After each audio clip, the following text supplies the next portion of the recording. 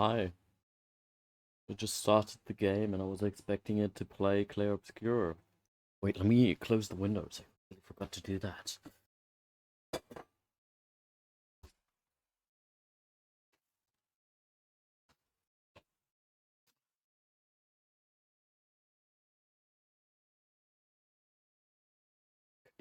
Okay. In hopes that that helps with like the audio issues and everything. Makes it sound a little bit cleaner. I don't actually know. Um, Waits a little bit as usual.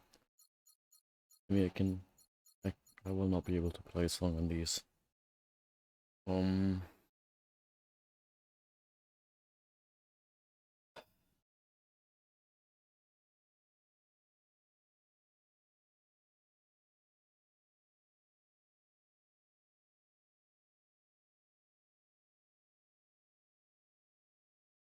People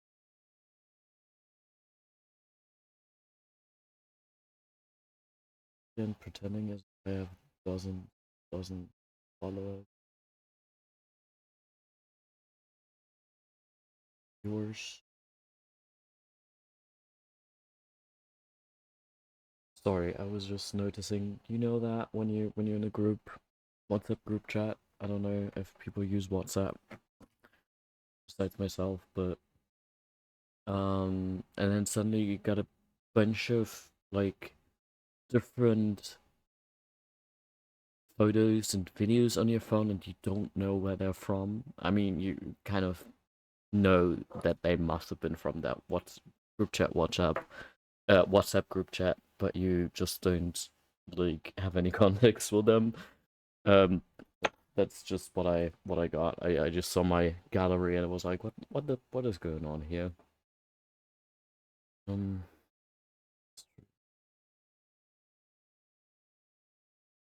Steve Beach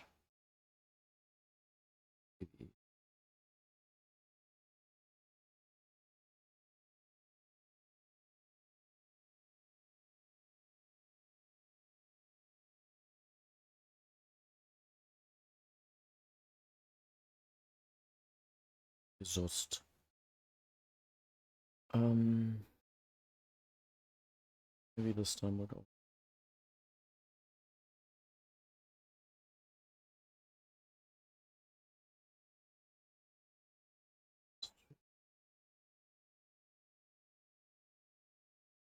No, I will never start going. The fact that I even called it X on Twitter.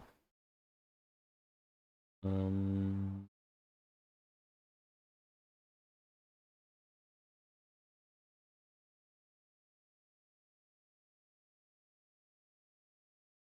Come on, come. Thank you very much.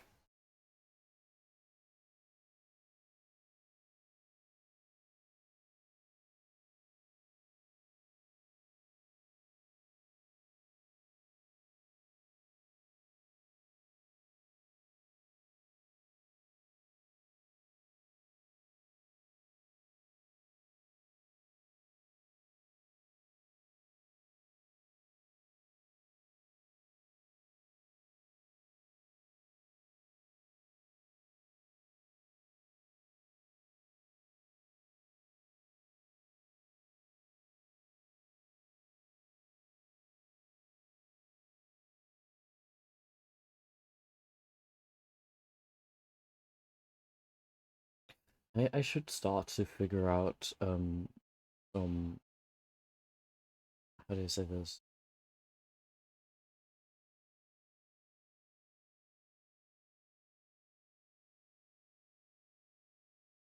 I should start figuring out a beginner playlist, like a just some song that I like that is like non-copyrighted that I can just play in the beginning of games like this that don't have menu music. Oh, there they once again.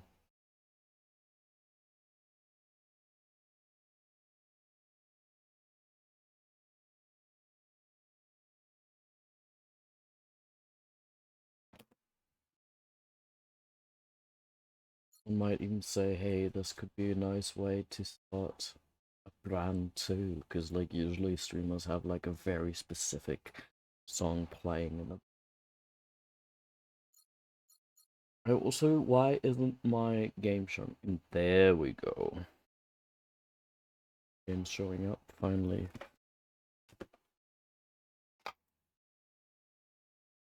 I have a like new looking cable right in front of me, like USB-C to USB-A cable.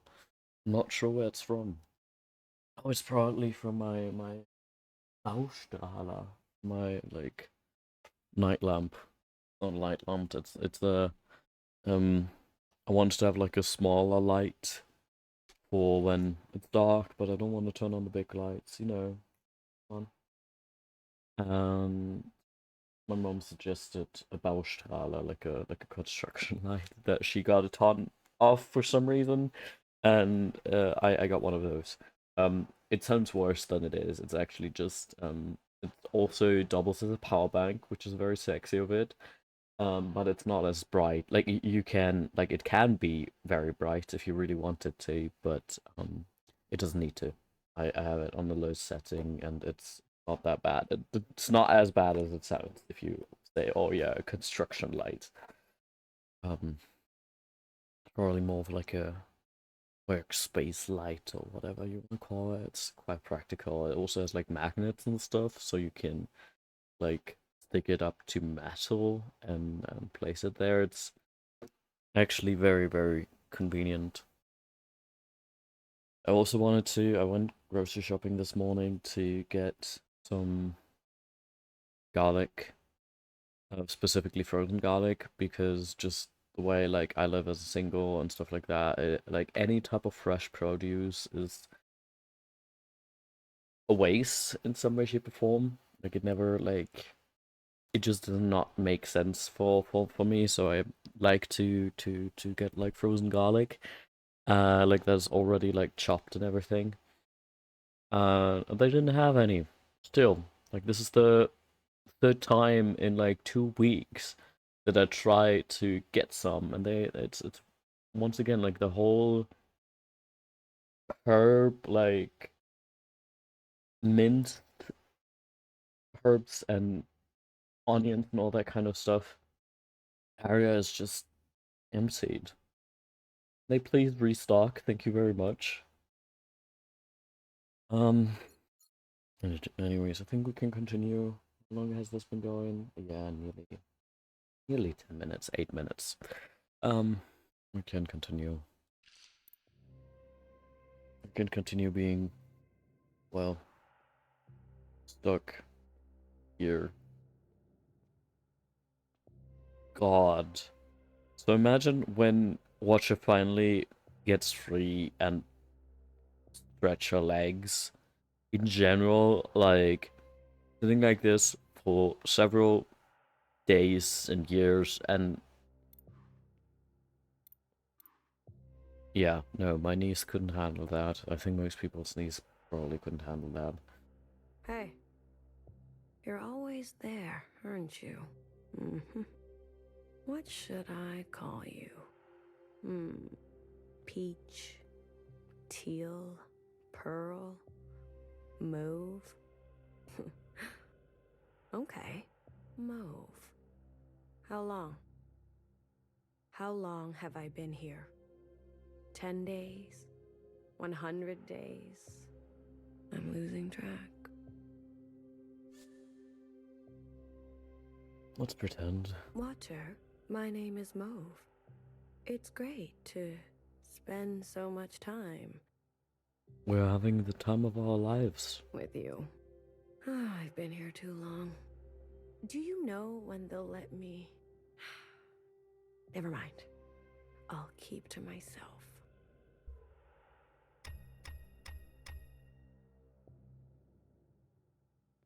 I kind of love that this Shell, who in the first couple of chapters seemed very like I don't know, she didn't leave that strong of an impression. Do you think she's just a little weird? And I mean like she is a little weird, don't get me wrong, but you don't really remember her as well as some of the other shells. And I kind of really like that she becomes very important later on. Right. Guess we can continue. Hey, Picture Zhao. Iris. And Vice. What's the third one called, I wonder? The yellow one. I mean, we know Secretary, we know Vice, but what about the other one? Wow. Happy birthday, Iris.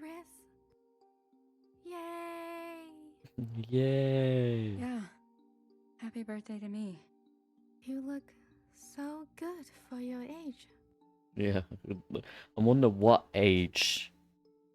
What is her age, anyways, at the moment? Asian genes, I guess. And a little something else. Where can I buy some of that?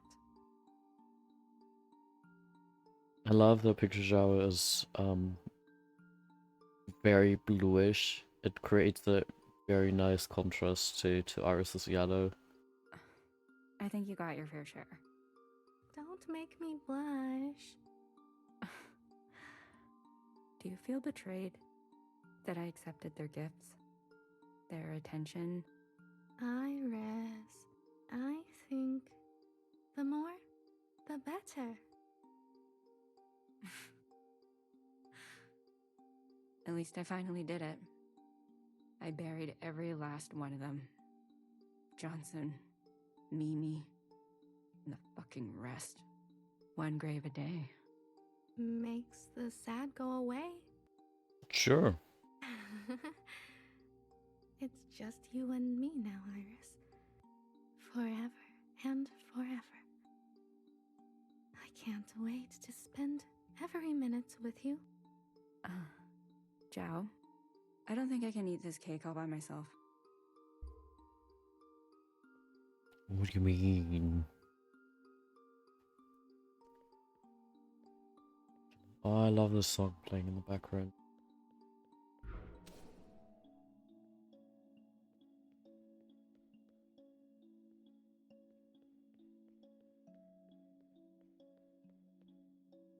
Where exactly are we at the moment?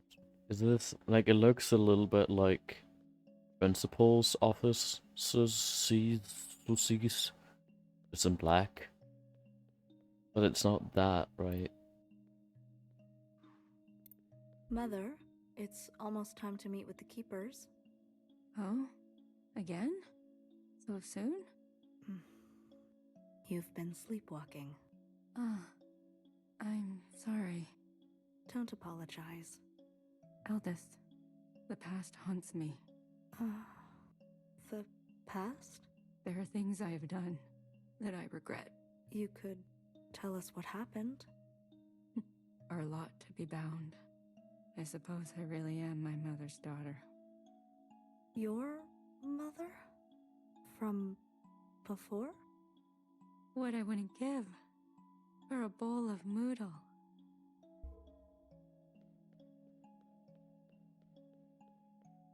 Honestly, noodles do seem very nice right now.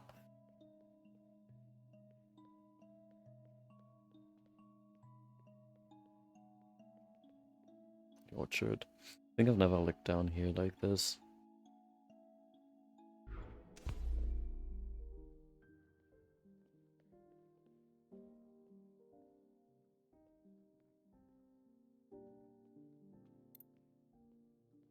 You have some? Ooh. Looks very delicious. You always say that a family that eats together stays together. Seem to have worked great, right? Ah, look at that. You have been listening to my philosophical musings. Tried not to. Well, here it is. I give you your last moodle. That's all the bamboo shoot we have. If there was anything we were good at, it was eating together. Well, now that you're retired, Yeah, let's call it retirement. plenty of time for staying together. Nah, I'm going back to my old Hong Kong boyfriend. Mayama, Jack? The engineer? Yes, very handsome. How handsome?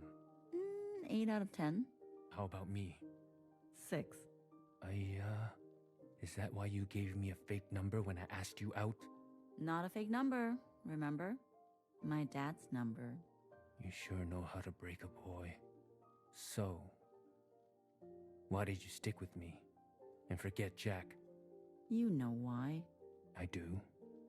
I just want you to say it. Go on. Say it. You were a good kisser. Mojo! These two are so cute. And that's what I told your dad on the phone. Honestly, that is... I once again admire the writers for how they manage to create the relationship between the two and make it so believable that they are together, even though you see how much they struggle later on, right? And especially like Iris's mother. I love Iris's mother as a character in this so fucking much because, well, she's just very well written. Like her flaws and still her likability, the fact that she's actually an incredible badass, but also, of course, traumatized by all of that, right? As if. Of course. How do you think I was able to charm my way to getting your real number? Come on, Ba. The second time the police beat you up, you asked me to be your emergency contact, remember? Your memory is too good. That story is not as romantic. Stories are cheap. But the truth, remembering what really happened, that's most important.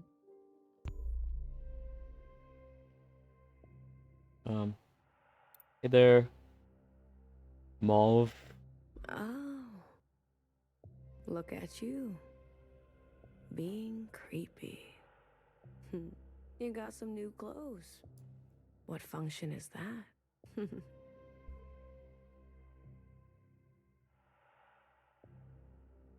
You're a little close, please. Please, go away. Not very... Not what I'm... Not after all these... No, we're still in year 1 after All Mother. So I guess... we might have some energy left for some fun times, I don't know.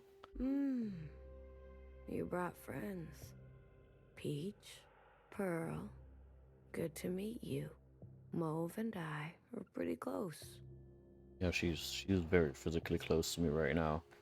Or she would back off. You think this is gonna scare me? Does.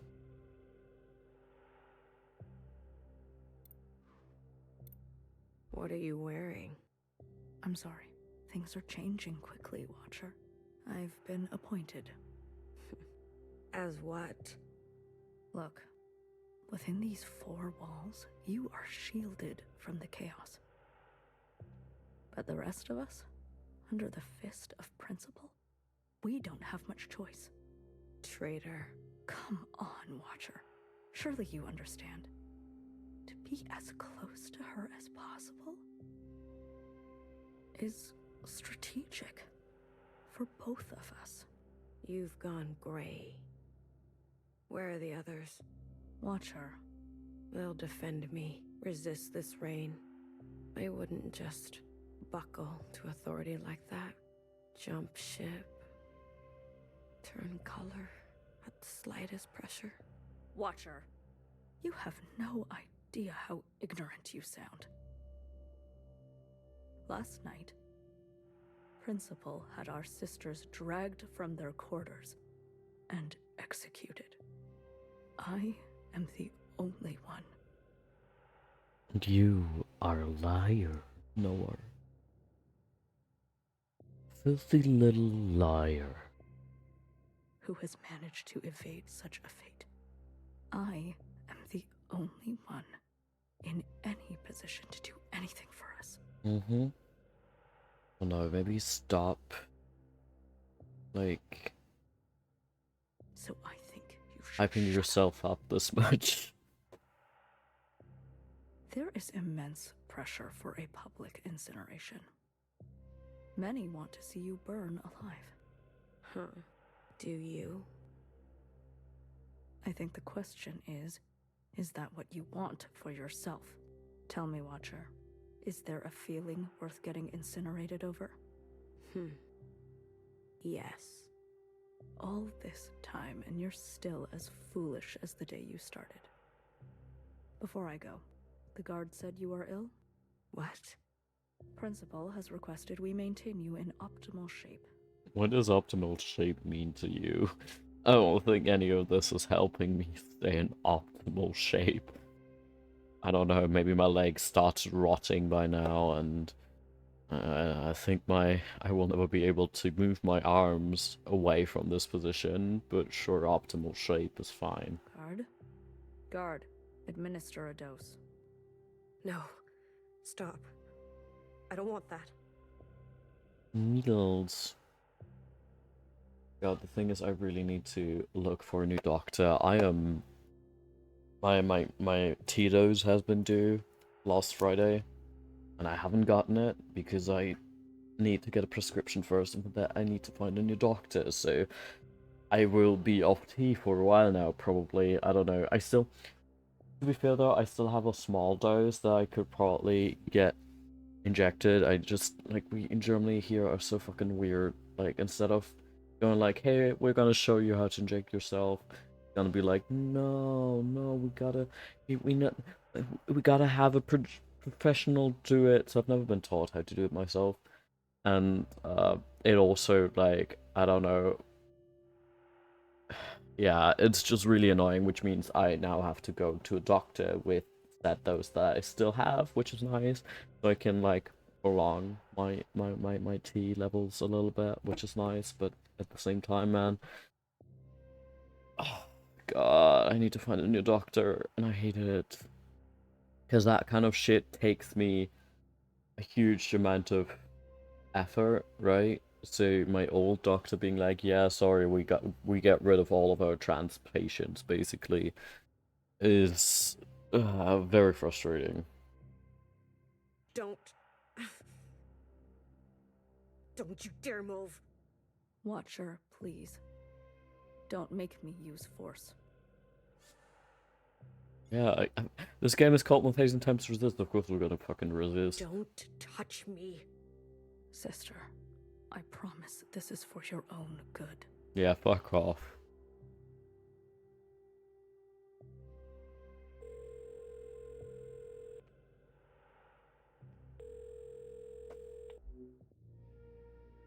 Yes, mother. 媽， What do 聽 you 電 have 話 for 啦！ us? 我知道你聽到我講嘢，你係都要我對住部機器講嘢。好，我可以同錄音機講嘢，好過同你講。Iris， 佢成世人淨係見過你一次咋，咁樣你開心咩？你其實可以嚟探我哋，隨時都得。I don't know, you could have come to visit. Depending on how old Iris's grandmother is, I don't know how easy it is to just come to visit. Sir, you are not welcome here. Thank you very much. 我知道你覺得佢毀咗我嘅人生，點解你唔肯講出口？拎起電話對住我講啊！你認為我真係會為咗一個男仔拋開一切？唔會，我冇咁蠢啊！ Also interesting that when the background has been black the whole time, why is it white now? 我放棄一切係因為你啊，去擺脫你啊，你明唔明啊？聽電話，阿媽，即刻聽電話啊！聽電話啊！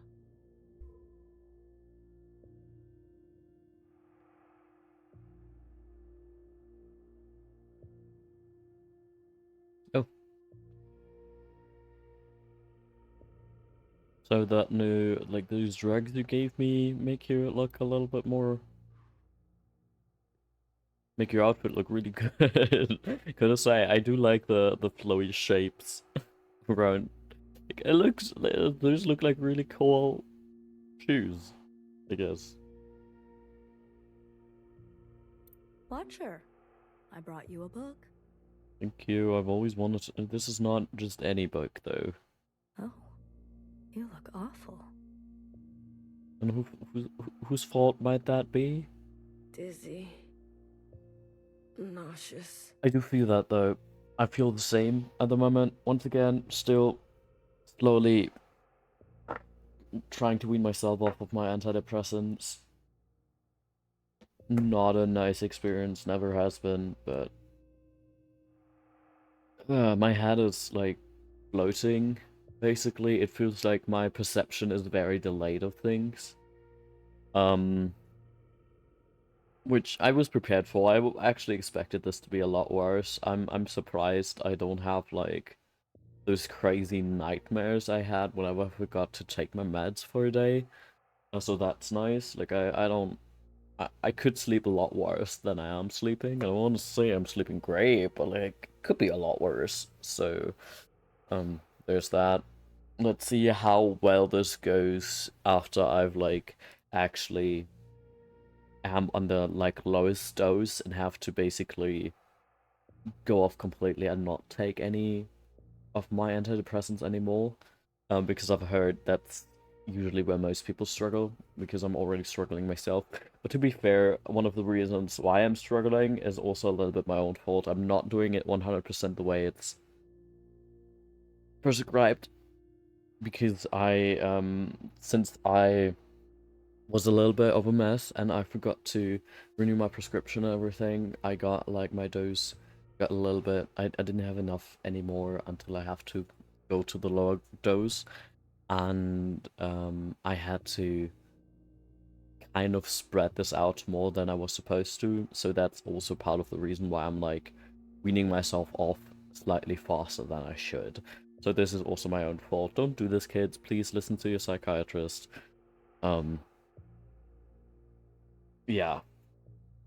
Also never go cold turkey off of antidepressants. I am just saying this because the brother of a friend of mine did that, and it might have ruined the family, and I am so sorry for everybody involved. Anyways, without even talking to a psychiatrist, of course not, because no psychiatrist would tell you to, like, yeah, no, go off your antidepressants cold turkey. I mean, it depends on what kind you have. I also had a different type, tried out a different type that was fine to just, like, stop taking. But, like, that one didn't actually do anything for me anyways. Like, I didn't have any... Oh, no, I did have side effects, and one of those side effects were visual seizures that my psychiatrist just said, oh, yeah, no, you're just having your migraines again. My migraines are different. This was definitely... Now thinking back on it and having read up on it a little bit, and seizures being, like, one of the main side effects you can have, visual seizures makes the most sense of what I had experienced on those. Anyways, yes, I feel dizzy and nauseous, so if I'm, in general, like, a little bit weird in the past streams and everything, this is probably why, or just keep in mind this is only not helping any better. You're just getting used to the chemicals in your system. Guard, double the dose next time. This is not... No. I don't think that's needed. No more. These injections, they make me see things. What do you see, Watcher? I see two of you. Funny. I see two of you, too. You do? Yes. I see you on your first day. You were so uncertain. The waters underneath you felt choppy. Choppy. And then I saw you talk to Fixer. She said something to you. I saw how you lit up, and for a moment, I swear, it was like wings stretched out from your back. Gay. I see that Watcher in front of me. Wow, she is vibrant, massive. And then I see this other Watcher beside her, powerless, broken, decrepit. Which one is the real you, Watcher? both are the real you. What pick? People are more complex than that, complicated than that. No, and you should know that, my friend. Probably better than everybody because you're a knower. You're there to know things, right? Do you want to know what she said to me? Hmm. I can already tell. You and I are going to be trouble. Guard, unlock the chains. And grab a blanket for her, won't you? God, she can finally stretch her legs. She's not going anywhere in this condition.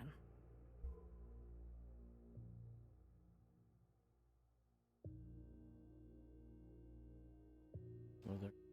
Just the book.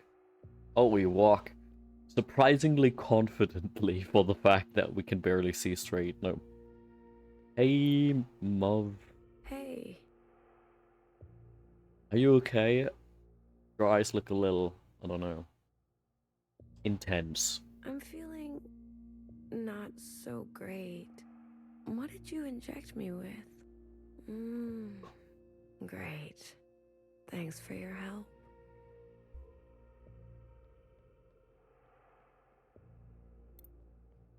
Giles' diary. This thing, Iris. How could you?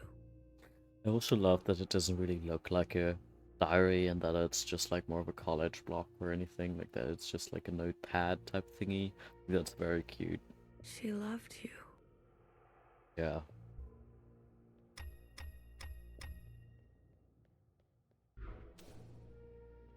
She wasn't lesbian with you.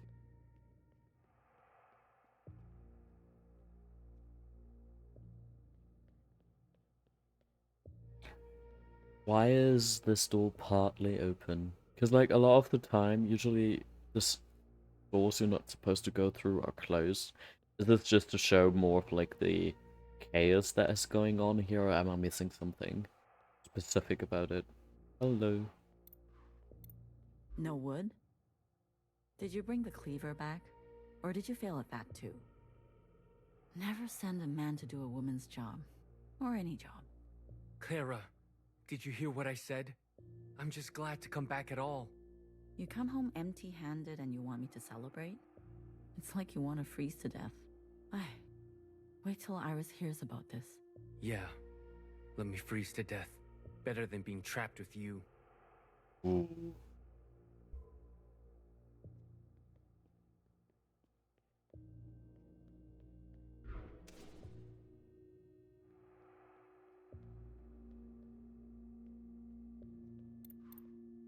Sister 6. Bring her, the keepers said. My youngest? I smile. No, that is not what we agreed to. I am all you need. I have more to give. I arrive on time. I bring offerings they like in 6s. I am at my most gracious and powerful. My focus is unencumbered. Don't go yet, they say. So I smile.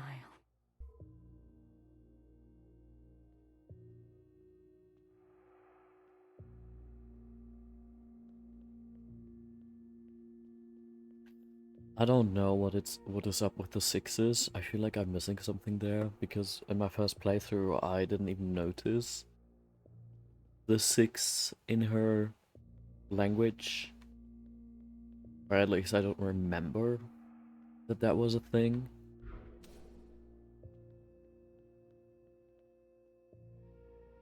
Hello, Mauve. I think you're Mauve. Or are you not? Why can't I talk to you?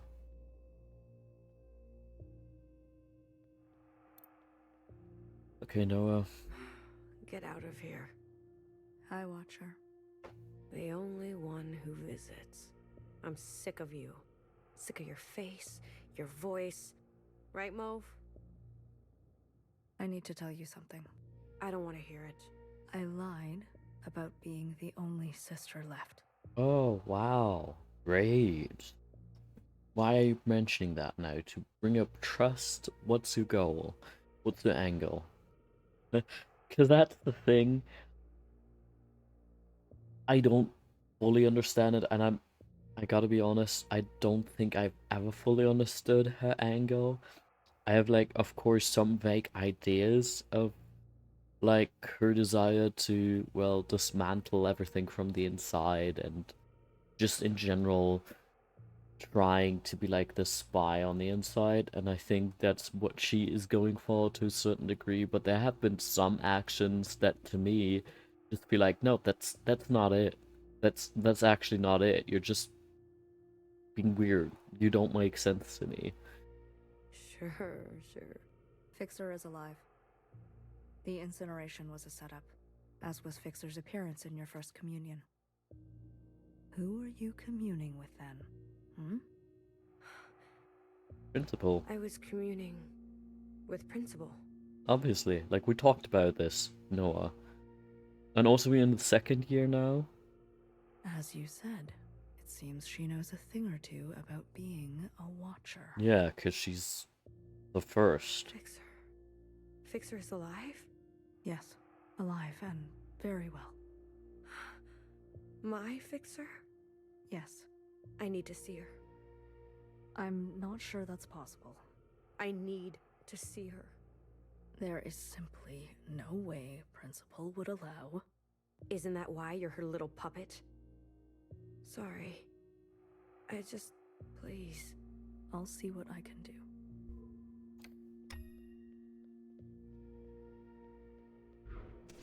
Nope.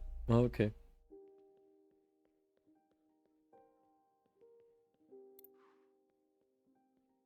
Video scene. I don't like that my nausea is getting worse. Usually that's not an issue. I don't know why it's an issue now. So if I have to actually vanish later, that's why.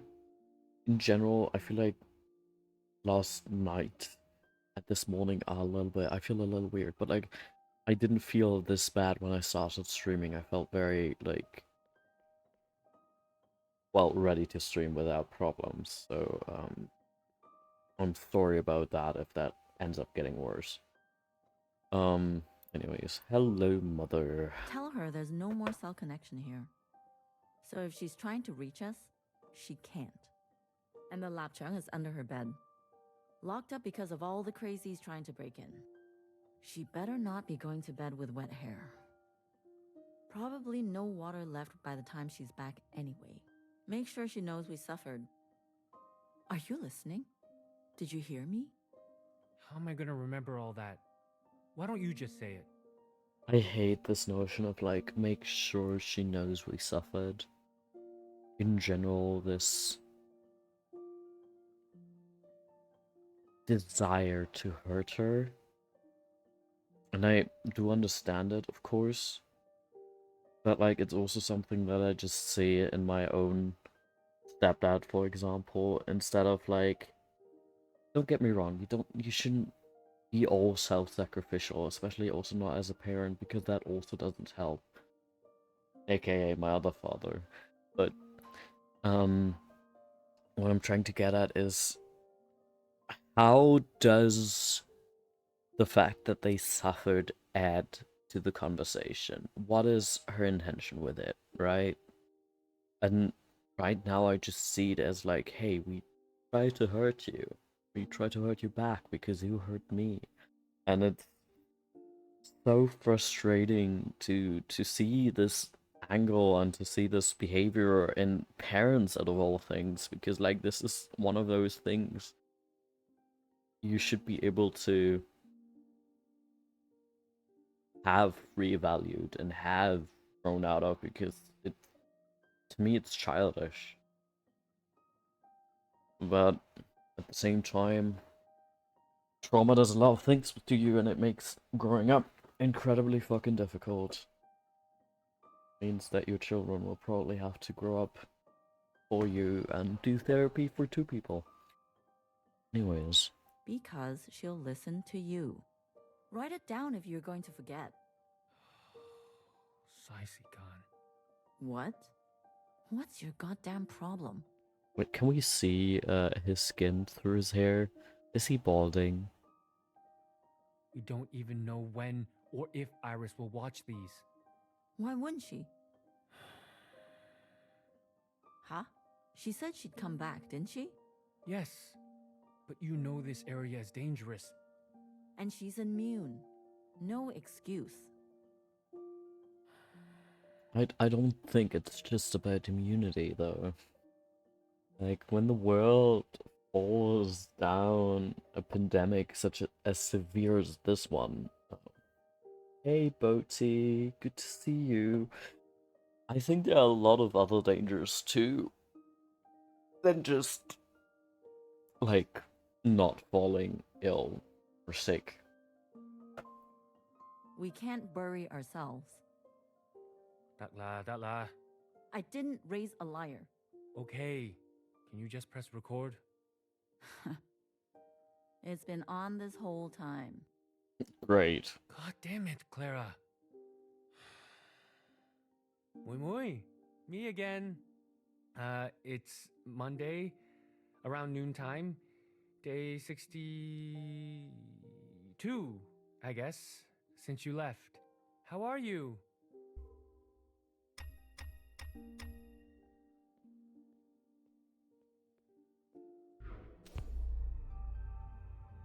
Okay. So we got the occupant reaching down. Is this anyone we know? Is this Mimi or Johnson? Or is this just a random... The 50th thing? Why can't I get up here? That would be really nice. Anyways. Hello, Iris. It's so quiet. You're all so still. I mean... They're dead. What do you expect? You want them to become zombies? If that would make it less quiet and more exciting. And yes, these occupants always... I'm a huge fan of their design and just in general, like, their history of, hey, we try to communicate to you guys, and that's why we try to imitate your shape and form, and it's not working. Of course, the reference towards the movie was based on a short story, as far as I know, like Arrival. I've never read the short story, but like I love the movie Arrival when it comes to communication between two wildly different species. And I'm a huge fan when media actually tries to tackle the complexities of those, instead of just being like, okay, we got like an alien that just looks a little bit differently and maybe has a different language, but overall their structures and mind and perception work similar to ours, so communication is not that difficult, because I don't think that's how that would actually end up being if we were to actually get in contact with aliens, you know? Anyways, did we finish this one? Looks like it.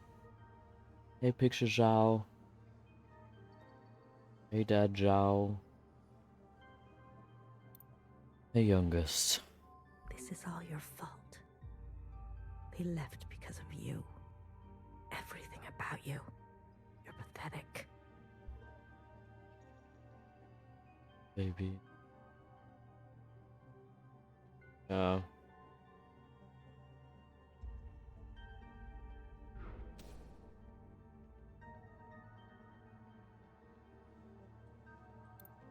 Fixer, I'm sorry. I had no choice. You had a choice, Watcher. You could have just said nothing. It was that easy. You went actually out of your way to say anything.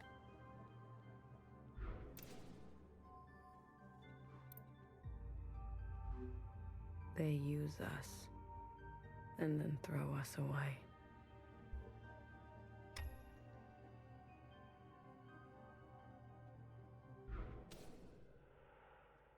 Yeah. Why? So we aren't full of drugs anymore, so that's nice, I guess. No, what do you have to say about that? Where is she? Is she here? Tell me you brought her. What? What's wrong? There's something you should know. There's the you that remains in syndrome. Did something happen to her? Just calm down for a second. Oh god. Did Principal get her? Fixer is fine. She is safe. But you can't see her. Why? Because she doesn't want to see you. Yeah, but like, even if she would want to see you, I'm not sure if that would have been a good idea to bring Fixer in here or the other way around. That seems too much of a risk for whatever the intention is of like, hey, I want to see my best friend or lover or whatever relationship these two had. She doesn't want anything to do with you. Didn't you tell her? Everything that happened to me? Yes, she knows of your claims.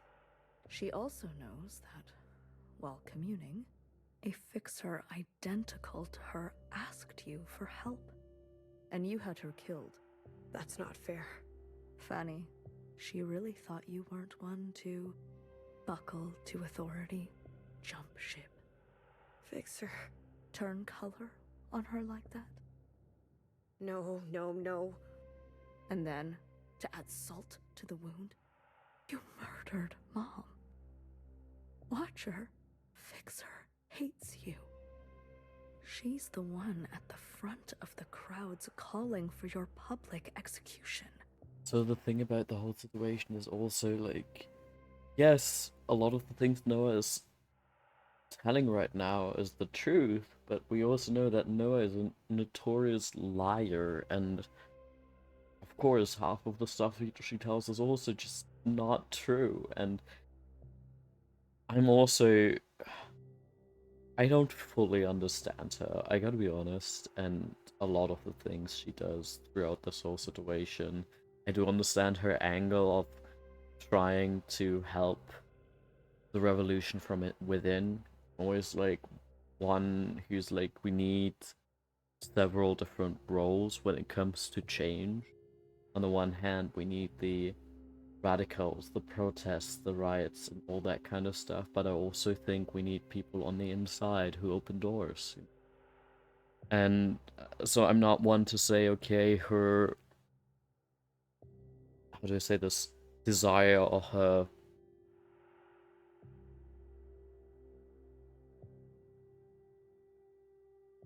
like to try to enact change in a way that like does not fully...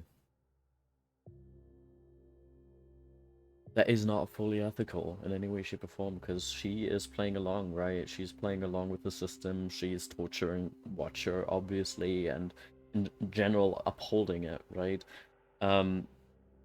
But like she crosses very many lines, like Noah crosses very many lines that I just don't understand that fits into said angle that I want to give her, just because I do try to give people the benefit of the doubt, if you know what I mean.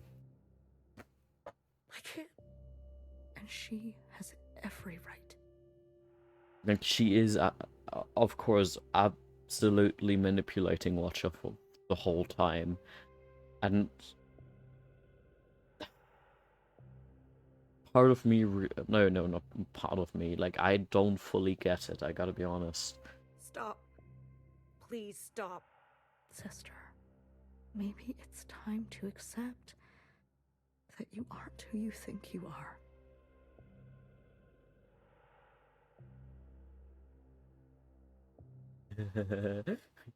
Hey Bees, good to see you again.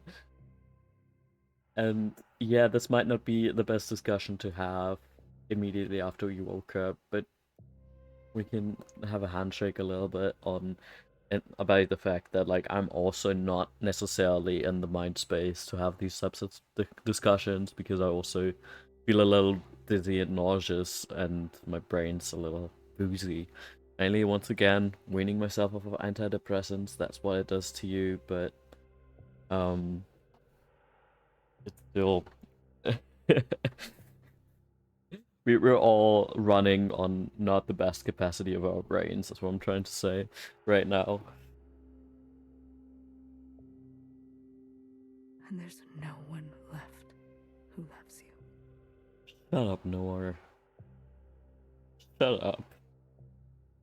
But me. And I hate her for this. And I hate her for this form of manipulation of like, hey, I am your savior. You should trust me. I'm the only one who's good for you. And all that kind of toxic bullshit.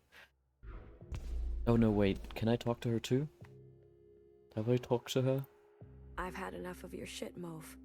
You never stop talking. Mm-hmm. I'm sick of it. And I'm sick of you. Good. Say louder.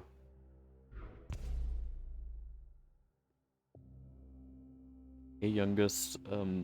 You're being a little creepy right there. I feel like.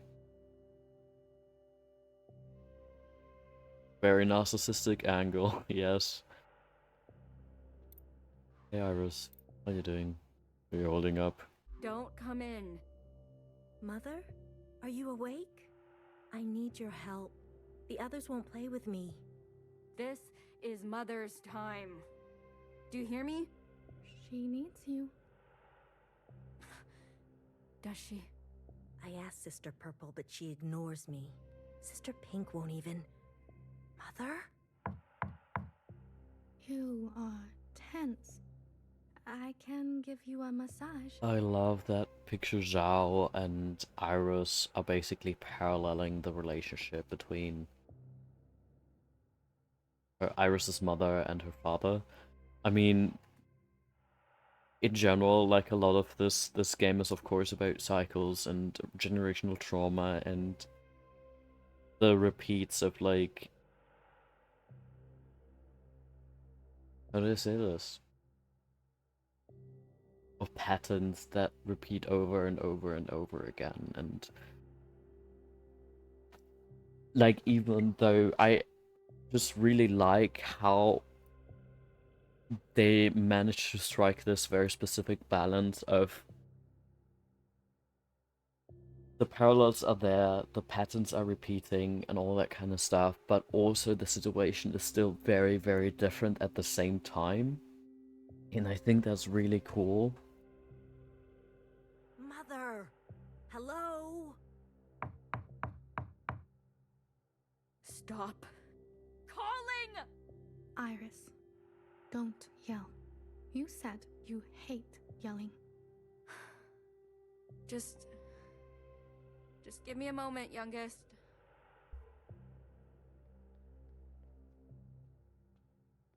I really love how they managed to humanize Iris.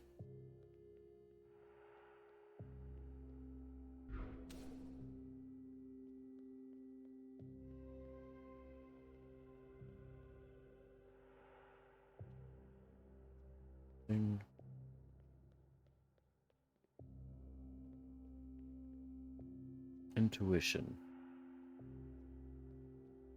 Probably can go into a room for once. Whale plushie. But it still has the bow on it. So cute. Like, someday I will actually sew this plushie for my friends and me who like this game. They don't just offer the official merch, but like honestly, I probably don't have the money for it anyways. There's really cool official merch out of 1000xResist though. First of all, they had a really cool zine. I'm not sure for the anniversary. I'm not sure if that one is still available, but also I really think the merch that I have is really cute. I specifically was thinking about getting the secretary pin that they have, but it was too expensive for me personally. But it should be very easy to find if you guys are interested in that kind of stuff. But it's very cute. It's just a missed opportunity that they haven't put out the way yet, honestly. What? Like, I'm also thinking about giving my little VTuber avatar like a little secretary floating next to him or something, because I think it would be really cute. Can't you see I'm busy? You don't have to keep cleaning her room. It's 4 in the morning. She'll be back any time now. Mm-hmm. Mother's intuition. Okay. You think she's gonna come home grown up? Clean her own room?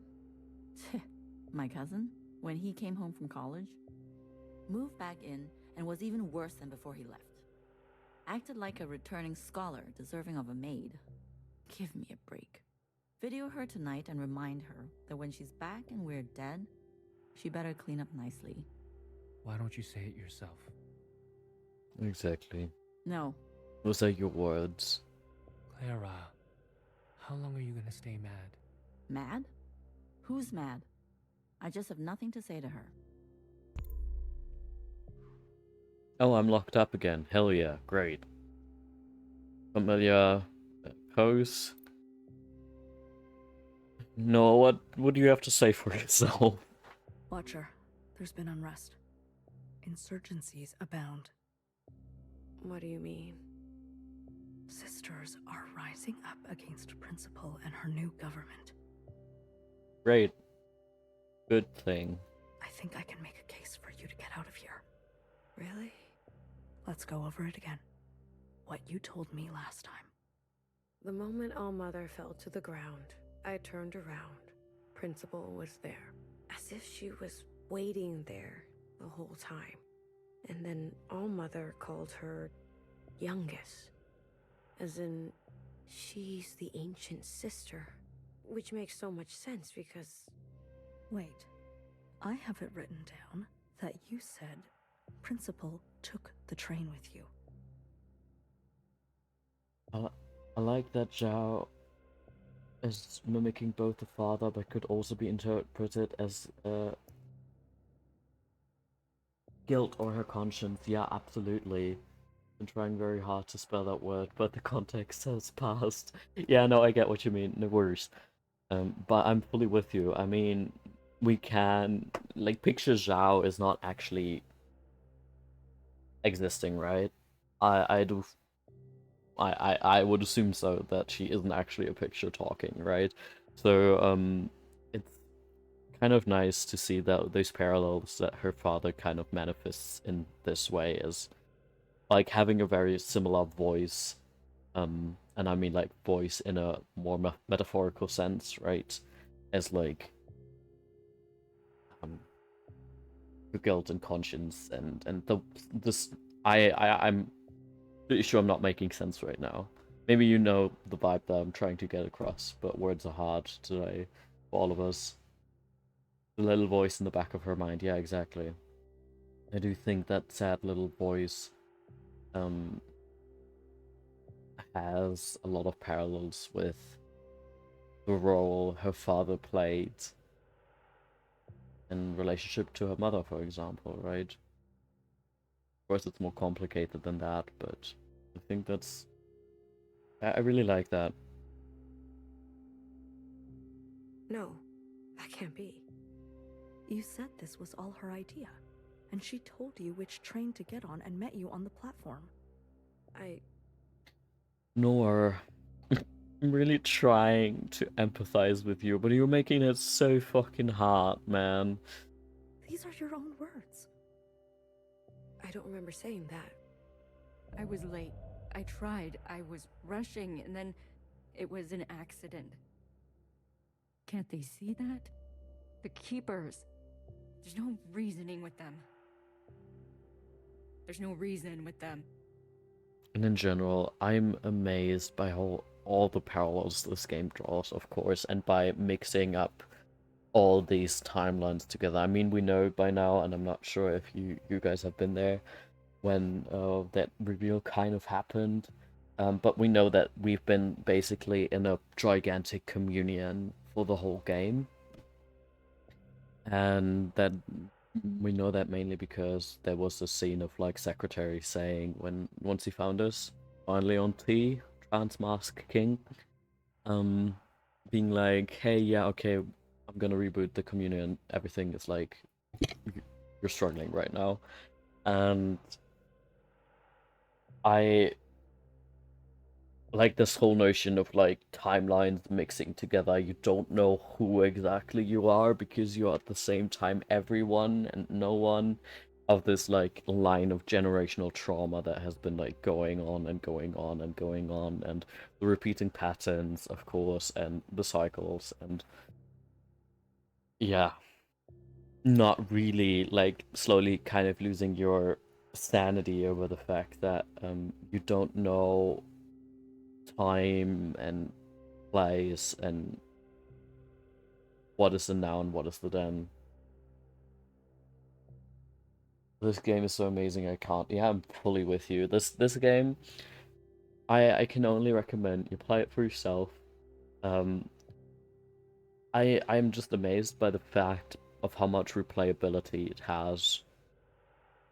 I heard, I think I mentioned that before, but a video essay that I was watching on this game after I finished it was basically using the term like you don't fit in the backpack, or not everything fits in the backpack, as kind of their main thesis, or like their main leitmotif, or like the main sentence that they work their video essay around, right?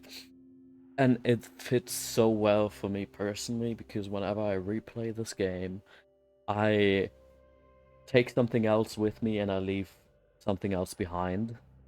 And just by the fact that it's so fucking dense that you can't take everything that this game has to say with you all the fucking time, which makes the experience every time different without it actually having like a different story at all. Like this game is as linear as it can get for a game, right? So I'm just amazed by that fact. Like the replayability of a completely linear game is, I never thought that was possible, but this has proven me wrong. Also fascinated by the mom, Clara's good vision of her daughter and her own priority of family and responsibility, and the dad's understanding that his wife is perpetuating the cycle and the growing chasm between them. Also love games that are just so jam-packed with lore. Yes, yes. I adore the relationship between, like, adore sounds like I think it's an ideal relationship. It's absolutely not an ideal relationship that the father and the mother have, right? But I love the way it's portrayed because it just feels so raw and real in a way, if that makes sense. Yes, I also find it fascinating. Um,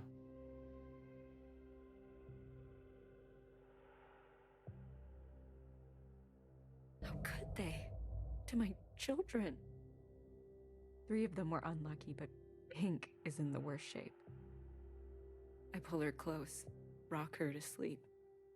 She coughs and coughs, red.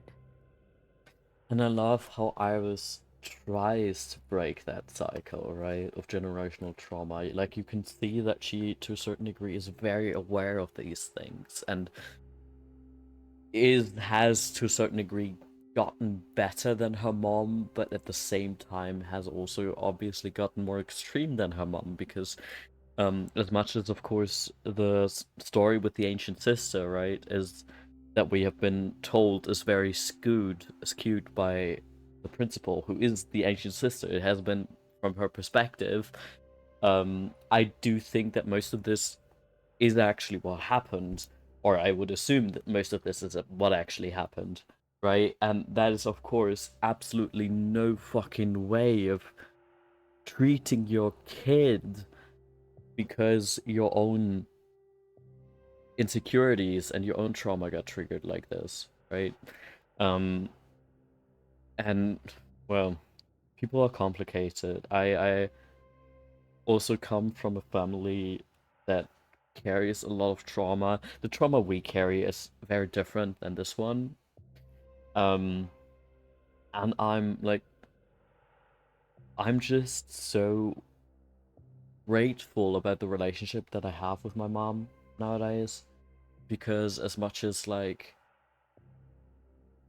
she has done a lot of things like wrong in the past, which I mainly think because she was absolutely overwhelmed, and I think that's mostly why parents become bad parents, is because they are overwhelmed and because they feel helpless, and that's probably the worst thing you can be, a helpless parent. And I don't put moral judgment on being helpless, don't get me wrong, but at the same time, like, this is something you, in my opinion, should have figured out on how to get help and how to become better and how to become a good parent before you become a parent, right?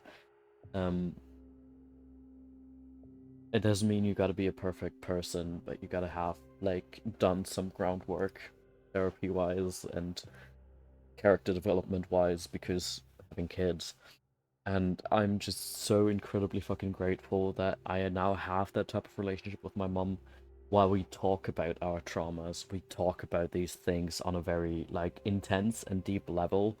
And of course that shit is exhausting, but, like, it's incredibly valuable to me, and it's incredibly therapeutic to be able to work on these things together. And I know that's a privilege that not many people have when they come from a dysfunctional family, that a lot of, like, parents are stuck in their own trauma response in a way that they are not ready to confront the fact that they are deeply flawed, that they need to work on themselves. I always call them static parents. I think there's also another thing. The worst thing as a parent you can be is static, never growing, because at the same end of the day, you're also still human. You never stop learning, you never stop growing, and you should not stop growing, just especially not when you have a kid. Because this kid deserves a parent that tries to be a better parent with every day they spend parenting their kids, basically, right? I that I think the only way to actually break out of the cycle, because you can't just stop, even as a parent, stop having a trauma, of course, right? There will be some situations where you are less of an ideal parent than you want to be, and at the end of the day, you're still human, right? But, like, this, I don't know, like, the most important thing for me is, and I always hate it when I hear stories of friends, of parents that, like, stay static, how I describe it a lot of the time, where you really see, okay, it's not hopeless, depending on, but this is completely out of your control, and you have to now deal with your trauma yourself, and there's nothing you can do about, like, actually involving your parents in your own healing, and also in their own healing, because it's, I think, better for everybody if, well, people grow up, and I mean growing up in the sense of gaining emotional maturity and, well, growing up and all that kind of stuff. Thank you, that means a lot. It really does, especially because I just, like, my last week when I wasn't streaming, I was at my parents', right? And it's difficult at the moment. Not the relationship between my mom and I have, luckily, a very, very good relationship, and but, like, my stepdad is struggling at the moment, and he makes it everybody else's problem, and it's the classic situation of, how to say this? Boomer men being socialized to never ever admit that there's something wrong with them and that they have something to work on. And I hate it, because this means my mom is doing therapy for two people, whilst he pretends everything he does is justified and not just reactionary and all that kind of fucking stuff. And he's, God, like, my mom, I love how my mom said that we are, and it mainly causes issues between my stepdad and me, because I'm now at that point where I'm, like, tired of his bullshit. Like, I won't just, like, say yes and amen and just move on and just ignore him. I will be like, hey, dude, you're, like, you're spitting bullshit right now.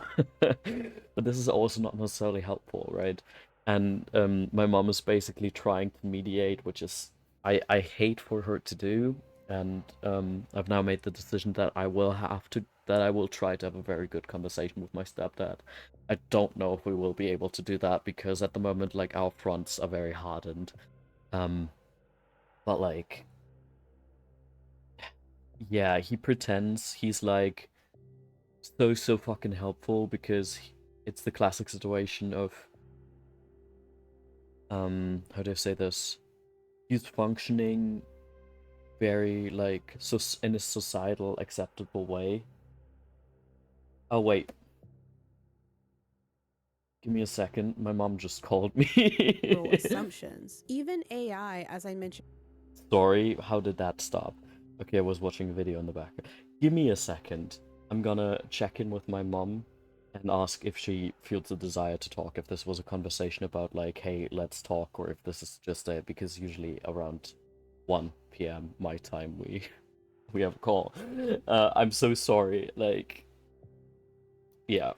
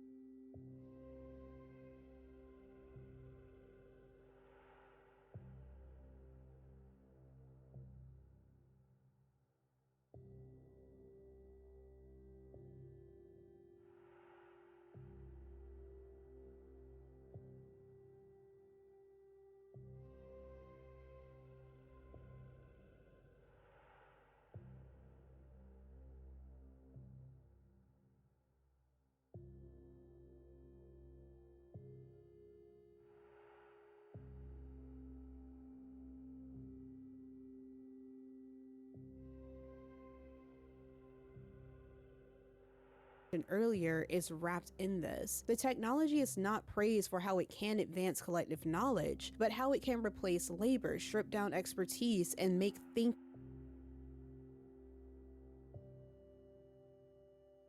I am so sorry. Did the video I was watching in the background before I started streaming continue playing once I was gone? If yes, I'm so sorry about that. It's a really good video though. I haven't finished it yet, obviously, but might be a little bit weird out of context. I am so sorry. So I'm back now. My mom, I checked in with my mom. Everything's okay. We usually, she was just worried, because I pressed her like I can't hang up on her, and I usually don't do that. Wait, let me read through your guys' chat because I'm curious.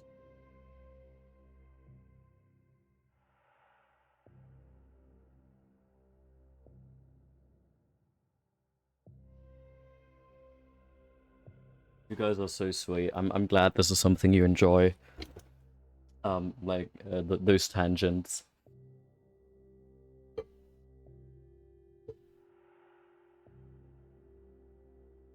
Look at how bit of a time difference there is with me and literally any place in Europe. Are you from the Americas, B? It's 8 o'clock in the morning for me. Yeah, okay, that's fair. In that case specifically, yeah, we have noon right now, 2 p.m. At least I do.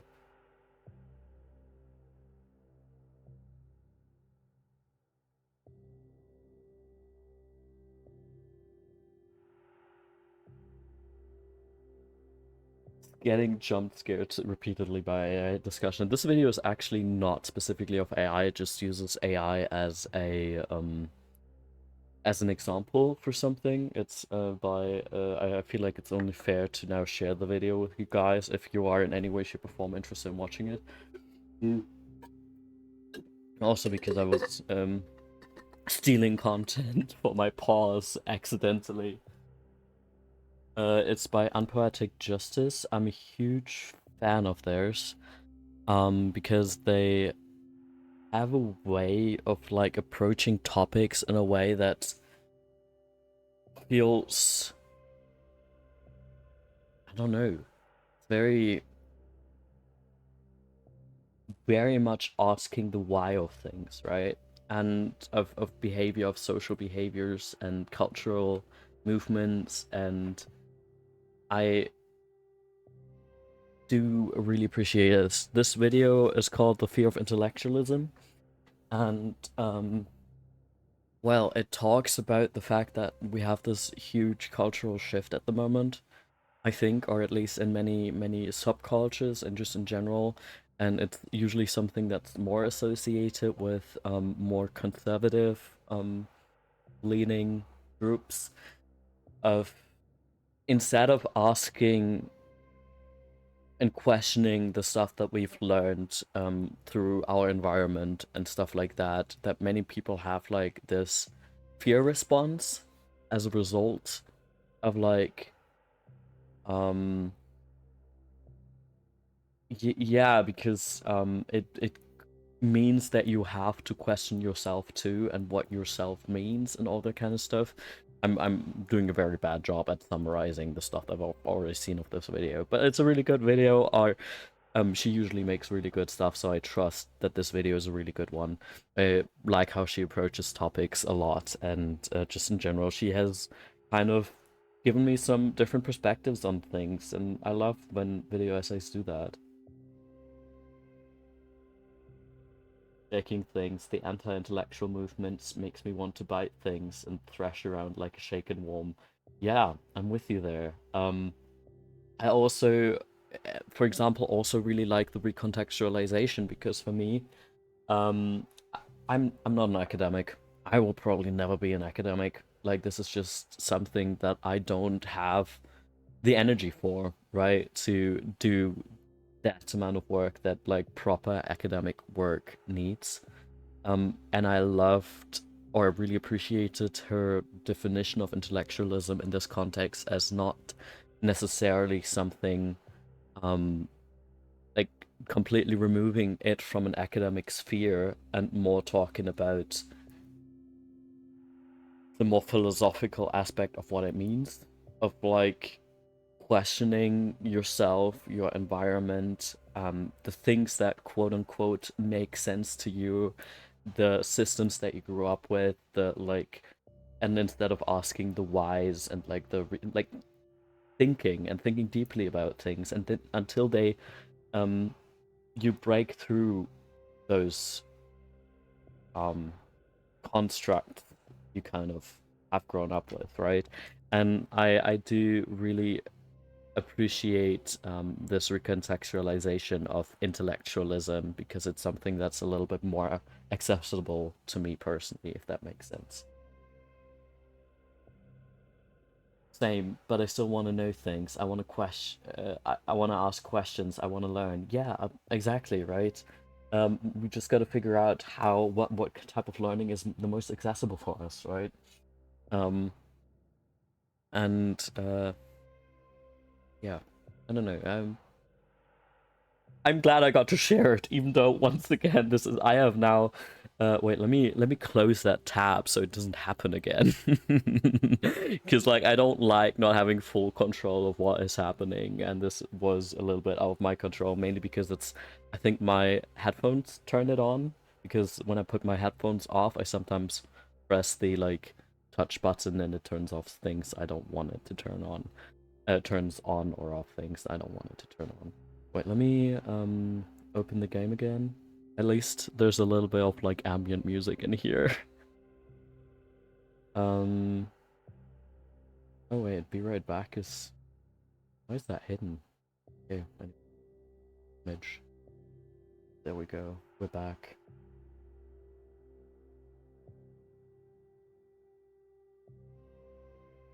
Oh guys, I hope these streams go on for a while because next year I'm finally going to uni for English literature and philosophy, and I tell you guys, I will bring so much to the conversations. Oh please. That would be... I would love to hear your thoughts about this kind of stuff. Especially if you like actually study that stuff and have some actual like resources to talk about.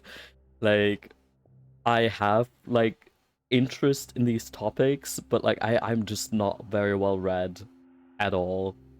And I find it frustrating sometimes. There's this one thing I had to read for university, and this is the only thing I actually remember, and I can't even properly bring it up here, so I'm not gonna do it. But whenever it comes up in video essays and stuff like that, I'm like, oh, I know the source you're talking about right now. I know the dude you're talking about right now.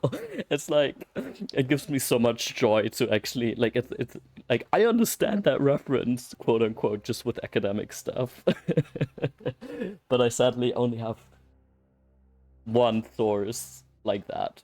So yeah, that's what I mean when I say I'm not an academic, and I'm never going to claim to be, because I don't read enough like sources and books and stuff like that for that. I just love thinking. I said when I usually say thinking is hard and hurts my brain. These things can be true at once.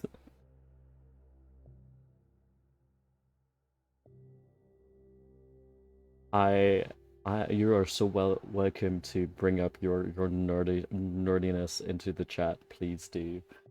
I frequently discuss poor man's a joke philosophy with my one philosophically inclined friend at less than ideal times in the early morning. That is so relatable though. In general, I haven't had those... I miss those conversations that I used to have a lot with friends, that like where you just end up talking with somebody in like the whole fucking night, and I haven't had that in a while. Like the last thing that I actually can remember this happening, and I'm pretty sure I remember it happened more recently as well, probably just digitally, but the most how do you say this, intense experience in that regard was when I had my first night at boarding school, and my two roommates, like we were 3 people in one room who never met each other before, right? Who had never met each other before, and we were just talking throughout the whole night. It was actually really, really fucking cool. I miss those. That's so cool. I know it's just a game to them. They'll do anything. They know that. That's what you said to me, Watcher. Principal was on the train with you. Are you saying you were lying to me last time? I did not... Stop gaslighting me, Noah. We should have eradicated the knowledge of gaslight. lighting from your library. I agree with that. No, I'm joking. Like, the knowledge is still important to know when it happens to you, but still. Please do not do that. Thank you very much. No, I swear. Watcher, it's not going to bode well for us if you can't keep your story straight. Shut up. I'm going to stab you. Guard, another dose.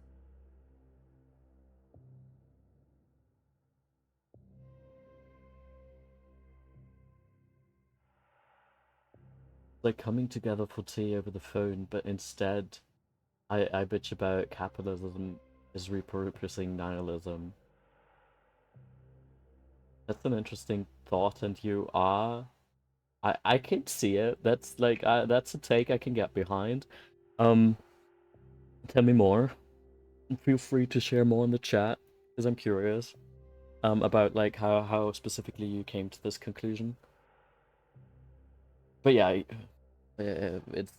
I also have a tendency to bitch about capitalism, and so I'm not 100% opposed to nihilism, at least the perception that I have of it, because I do think there's like a positive nihilism way, if that makes sense, in the sense of like nothing matters, and that means you can live your life to the fullest, right? And it can be a very beautiful thing as well, but that usually is not how it's like used, and I am not really set up to put an argument for that out here. But yeah, no, I lost my train of thought. No, wait. And yeah, also the video that I shared was also... I have a tendency to, of course, always apply what I'm watching or what I'm perceiving to my own life, right? And I realized that a lot of the stuff that she was talking about is the problem that I have with my stepdad, right? The fact that he just reacts instead of questioning anything about his reactions or his preconceived notions or the stuff that's going on, and it's so fucking frustrating. It's like to talk to a person like that. It's... God, it makes me so mad. Yeah. Madison started off as life has no meaning, do whatever the fuck you want, drink tea, get fat and old, and capitalism instead turning it into a bit of fruit. Okay, we agree on this. I didn't know that that is actually how it started out. I just thought it was like kind of a sub movement of nihilism. So it's now... That's interesting. It's turning it into hopelessness and negativity, but like the point was to be freeing, making cage out of it. Yeah, I would bitch about that a lot too if I had thought of this before.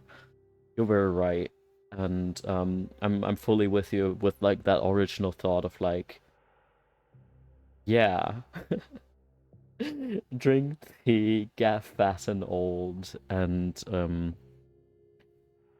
I also agree with like capitalism, like making it therefore a tool, right, and kind of corrupting that original idea in that way, and seeing that in a lot of the... how do I say this? Cynical content creators. I'm thinking about like to like the classic alt-right pipeline and all that kind of bullshit, you know. What do you think? The anxiety is waiting for a vote to come back as the philosophy academic and being like, actually.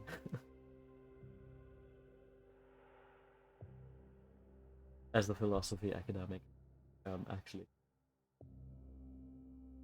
Oh yeah, so you're feeling a little bit nervous because you're the only one in chat right now. Is that... am I understanding this correctly? And like for both to either okay, so okay, I get it now. So you're scared that both is like, oh no, you're actually totally wrong with this,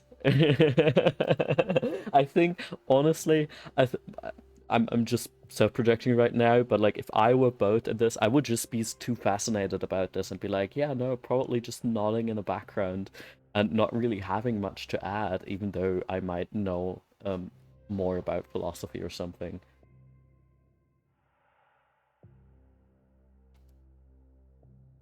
I get the anxiety and the nervousness in that regard, like especially when you talk to experts about something that you know, okay, I'm not a fucking expert on this, but here are my thoughts.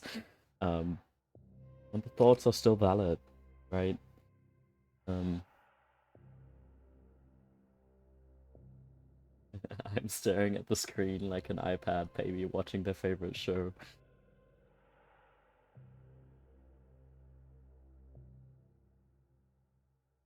That makes me very happy. I'm so glad to hear that, and I really enjoy the conversations with you guys and love your guys' input and stuff. Thank you so much for this. I was also thinking of like something else I wanted to add, but I completely forgot. Can't be that important, right?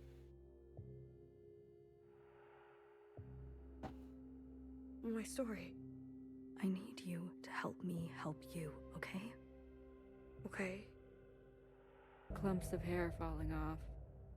Oh, Iris. After each visit, I sleep longer and longer. I comb my hair, then braid and wrap it up. So everything is tight and the loss is hidden. Pink is healing. I cry with relief. Was Principal on the train with you or not? No. It was just me. How sure are you? How could I forget? Please, can you stop gaslighting us, Nor? I don't know, I think that's a little rude. Just a little. Holding onto the train handle and feeling so alone. But watch her. She must have found a way to operate an unscheduled one. We already checked the records last time. There was no other train. You seem confused today. Oh God, I wanna kick her so bad in her metaphorical balls right now. Is it possible that you're remembering wrong? That you're losing grasp on the past? Becoming careless, they said. A gentle reminder of my duty. I don't think They this is said. a gentle reminder. Keepers, I swear. Leave the sisters out of this. Let me bear the burden. Shaking. Can't stop. They can't see me like this. Weak. Please, children, no more knocking. And I also do understand, like, I feel this very hard, the fact of, like, knocking being, if you're already overstimulated, which I assume Iris would be in that situation too, right? Just being, like, the last straw. Like, I would, in her position, I was like, no sounds, just, like, earplugs and noise cancelling, and let me just hide in my little corner and pretend I do not exist.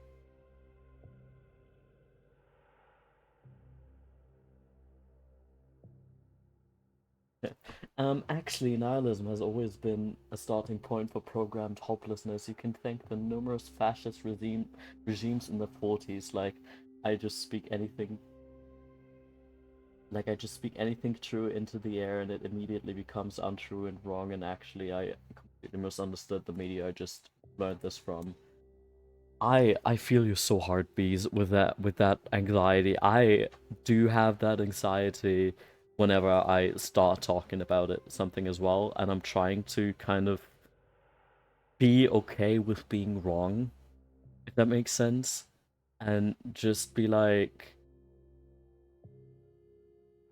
and that is something that is very difficult to learn, and not have my anxiety dictate everything that I say, which is something I'm using the stream for example, right? Because I've been noticing, especially in the past couple of streams that I've did, and my avatar, that I was trying very hard to be always correct and, like, not necessarily censoring myself, because that would imply I actually want to, like, say heinous shit, which has never been what I wanted to say, but like just in general that I feel like I am overthinking everything that I'm saying, and I don't think that's necessarily healthy for anybody, right? So I feel you very hard when you say this, and I'm trying personally to learn to be okay with being wrong and to just like throw out thoughts and know and trust myself that I'm trying to come from a place of honesty and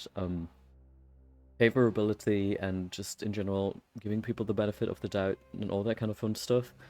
And if people don't see that, and if people don't like understand that, and like instead of like actually just giving me criticism and like correcting me, which is a totally very valid thing to do, please correct me when I'm wrong, right? Or when you disagree with me. But to also trust myself to be open to said criticisms and learn and grow and all that kind of fun stuff.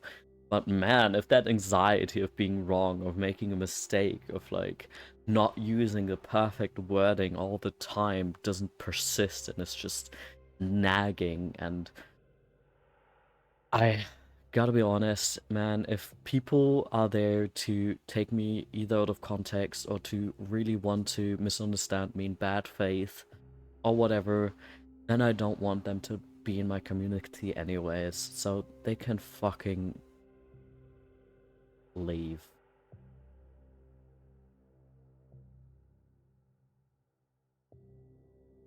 If it makes you guys feel any better, a lot of media analysis is just people who bring a meaning they want to the stories they read or watch, even if that meaning wasn't purposely intended by the author.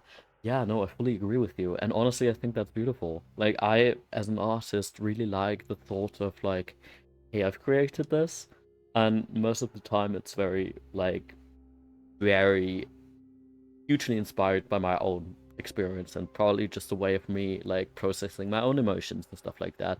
And I put this out there, and like people can do their own things with it and put their own spin on it and put their own interpretations with it that I might not intend. Of course, I would prefer if people don't spin it in a fascist way.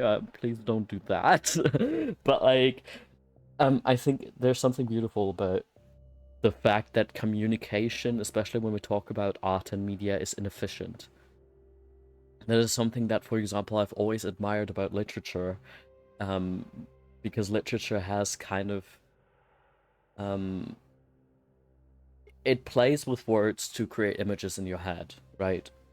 And it's never going to be perfect. The image that you have in your head is different than the image that the next person is going to have in your head. Like, the interpretations are hugely different, and I think that's beautiful, and I think I love that, and I'm kind of a little bit jealous of that, because this is something that I feel like is very difficult to recreate when like your main medium that you communicate in is visual, like as a painter, for example, right? Because the image that I create is immediately in your head. So I guess the more subjective thing that is inefficient that I can try to communicate and use to is, for example, an emotion, right? And this emotion is gonna feel different to everybody else. So this is something that I like to focus on more when it comes to my own personal art, because I love this inefficiency. And I love this kind of collaborative project that this becomes as a result, because I think that's beautiful, and that's how do I say this, connection works. That's how like kind of, I'm sorry, I'm trying to get my VTuber avatar to come together. Like, for I lost track of time because of that. Let me read. Why does that sound like the who speaks the art or the artist?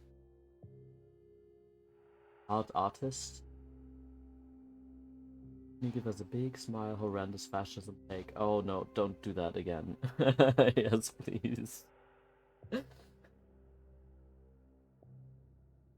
But yeah, so in that case, I think wasn't that like the original theory of death of the author, of like the moment an author abandons a work, and I'm saying abandons a work because I think art is never actually done.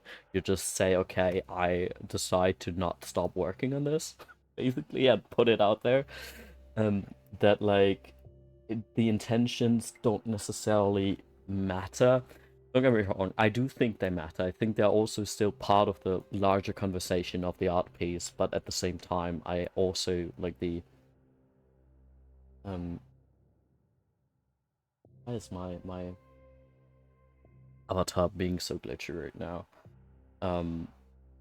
Bro, is it because yeah, let me let me put some cooling on my laptop. I think that's why my computer's probably just struggling.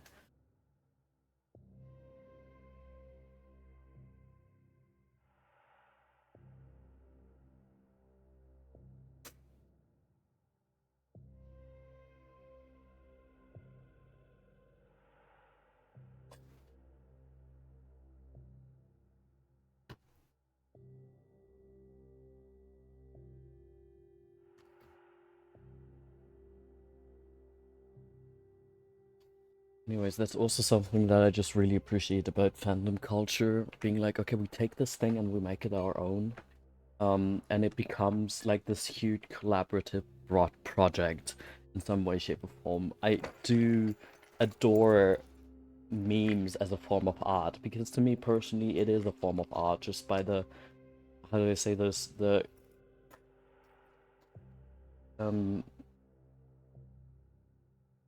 this concept of so many people adding something and changing something. There's so much, like every meme you meet that has been altered in any way, shape, or form carries so much fucking like history with it, and this history to me is beautiful, and this is something that I personally also associate with art, right? It God, man. I think I have a very, very like romanticized view, or not necessarily romanticized view, but like I adore the thought of like humans collaborating with each other, and I mean that in a more abstract way. And if the collaboration is just between the artist and the audience, because communication is inefficient, so there will always be a piece of the artist and a piece of the audience coming together in some way, shape, or form, and I think that's really intimate, and I think that's beautiful. And please, though, for produce art, please don't make fascist takes out of it, because like I try not to do that, but that's besides the point. Please let me know though if this can be interpreted as such. I would love to, like, this is the type of criticism that I wanted to talk about, that I would really just like to know about. Anyways, let's continue. Please, children, no more knocking. Yes, we were at knocking is evil, and knocking is indeed incredibly fucking evil. Oh wait, I wanted to actually talk about the new Superman movie, because I realized in this whole, because I feel like it fits into this discussion as well. I personally really enjoyed it. Just because it's like the type of movie that I personally really needed, and I'm a huge fan just because it feels like this. So I probably don't have to say it. Like, so many people talk about how Superman has finally gone back to his roots, and I, for some context, me Superman was always like the most boring superhero ever. I like you probably know my Tumblr and stuff like that. I got my eyes on grimy anti-heroes. I like him edgy and all that kind of fun stuff. So having like this overpowered human being that is apparently just also a good guy and all that kind of fun stuff seems like the most boring concept ever to me personally. I was never interested in Superman. But and I never would have thought I would say this, but like after this movie, I came out of there and I'm like, I fucking love Superman now. I like it feels like return to form because I always hear people say, okay, Superman is an image, like is a symbol of hope and optimism and all that kind of stuff. And yeah, man, that's what it feels like. He does feel inspiring as an individual, and I heard some people say that this Superman is flawless, and I'm just like, bro, have we watched the same movie? Because like this Superman feels so human on such a like ground level that like he felt relatable, and that feels so weird to say, but about this type of character, but I think that's so like I got out of there and I was like inspired to want to become a better person, basically, right? And I think that's part of what Superman is also about. And I really, really like this guy that Superman ended up being in this movie. I want to see more from him. I don't think he was boring at all in any way, shape, or form. I was like rooting for this man, and I just, oh man, I yeah, I can't stop thinking about this movie. I plan on watching it again with some friends, and I hope we can actually make that possible. Superman was always meant to be an immigrant. He's kind. He had parents. That's why he was Hope. That man was Hope because he was an immigrant. What's not connecting? Yes, yes, yes. I agree with you. Like I'm not even coming at this from like the immigrant perspective, but like yeah, absolutely, man. Like, um, yeah, yeah. No, the discussion around it. On the one hand, I try to mostly just watch positive movies on this positive like takes on this movie because most negative takes I've seen were exactly what you are referring to with the incels and all that kind of stuff of being like, oh, he's gotten woke and all that kind of like he has always been woke. I don't need like, bro, what do you, I, what are you talking about, right? Um, and where did I wanted to actually go with that train of thought? Anyways, for me personally, going out of that movie, it felt like maturing in some way, shape, or form, if that makes sense. To be like, hey, okay, this character that is so just genuinely kind, and that doesn't make him flawless, but he's coming from the purest place in everything that he like meets, right? And me going out of this movie and being like, hey man, I do want to become more like this man feels like maturing for me personally. Um, Me thinking, yeah, man, Superman is really cool. Actually, it feels like maturing to in a certain way, and me starting to relate to this man a lot more than the usual edgelords that I relate to feels like maturing, and I think that's something that I personally just really appreciate in my I don't know growth. You know what I mean? Yes, I also love the thought about like we gotta keep in mind he's not a cop, he's a firefighter. You're so right. I've read this as a comment somewhere on one of the videos that I was watching, and I couldn't agree more. I think that gets it like gets it gets to the heart of the issue. I like it because a lot of Superman movies, like the first ones that came out and whatnot, painted Superman as a protector of America. Actually, they used very US related music for his theme.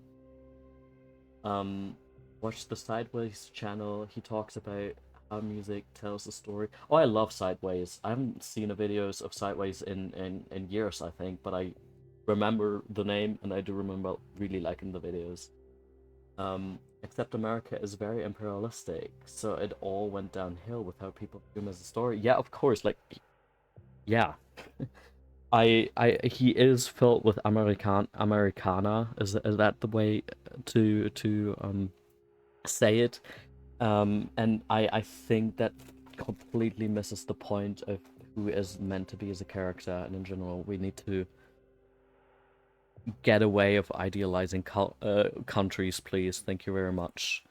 And have ideals and how do I say this? Yeah, no, just in general, have ideals connect us to countries. It's like it has nothing to do with countries or cultures or whatever the fuck. These are just yeah, human values that we should, how do I say this, learn to nurture. Like, hey, killing people bad. But this new movie is an amazing contrast. The patriotism killed him for a bit, and then the exceptionally unwarranted patriotism brought him back.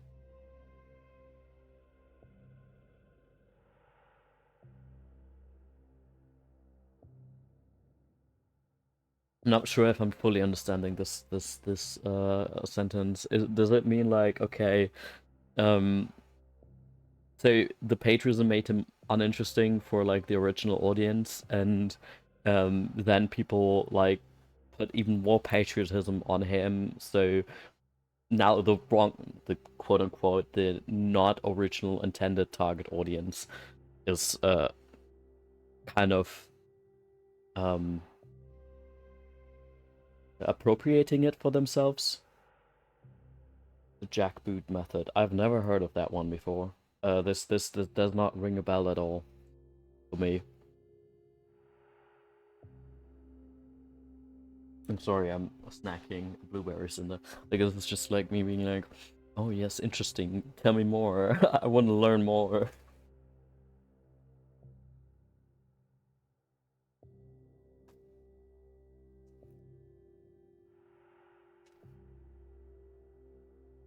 Things got bad, and so they made something to correct the downhill misconceptions about Superman. Okay.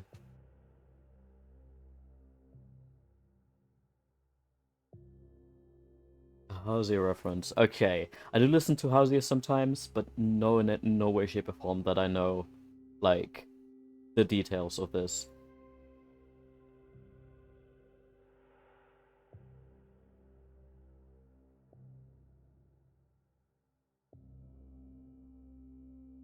The jackboot only come down on people standing up. Oh yeah. Oh yeah. Abso-fucking-lutely. You're so right. Yes. I agree.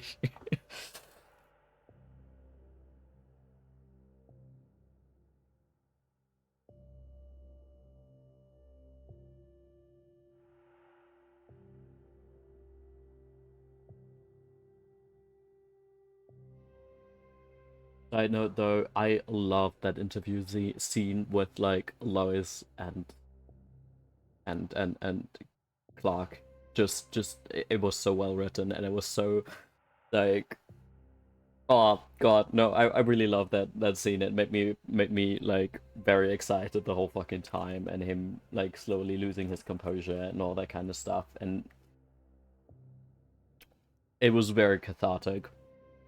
And of course, Crypto, my beloved, the dog. I love that he's an ass. I love that he's such a badly behaved because usually dogs you meet are always like very like not this badly behaved. And I love that he's an ass. And he still saves the day.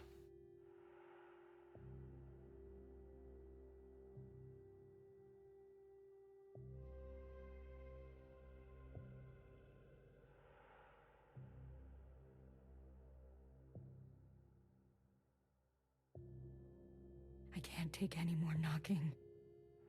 Was Principal on the train with you or not? No, I don't think so. How sure are you? Shut up, Noor. We already checked the records last time. There was no other train. No, I don't know. It's okay, sister. Mother was sick too, you know? Fuck off.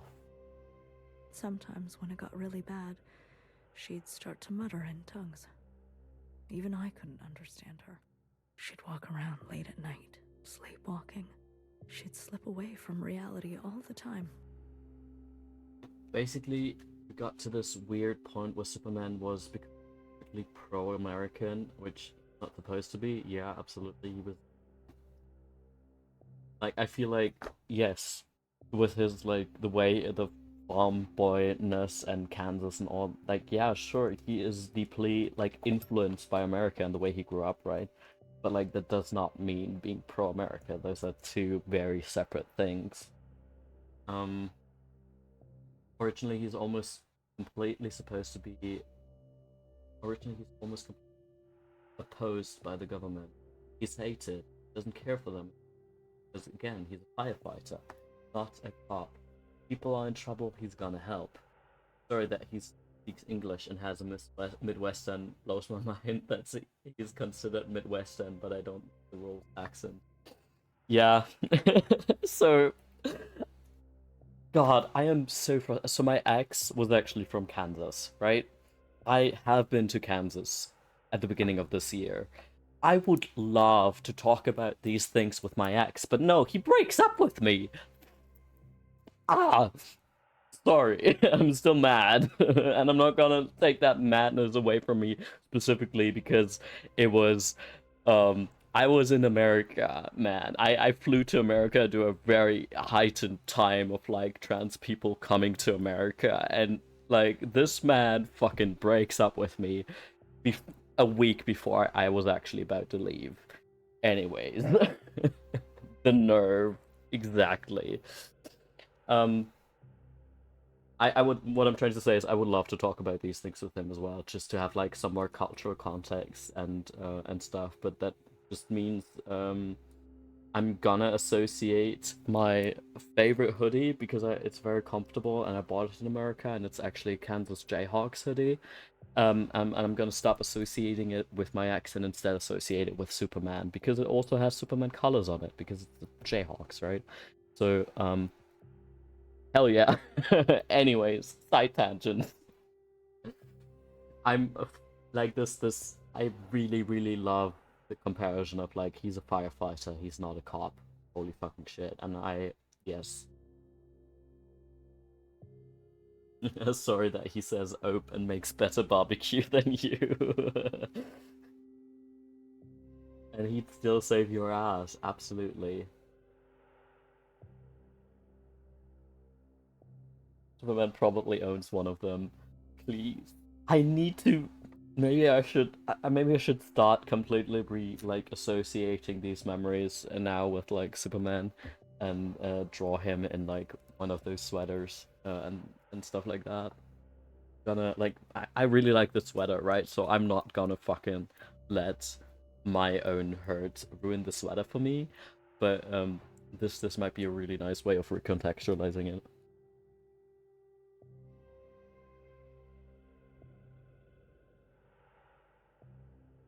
Yeah, a week before, I was like, oh no, actually 1.5 weeks before, I think, which ended up in me, like, booking a different flight, which was luckily possible, but man, it was still, like, I still had to pay, like, 94 euros up for it, and don't get me wrong, he wouldn't have thrown me out, he's not that kind of guy, right?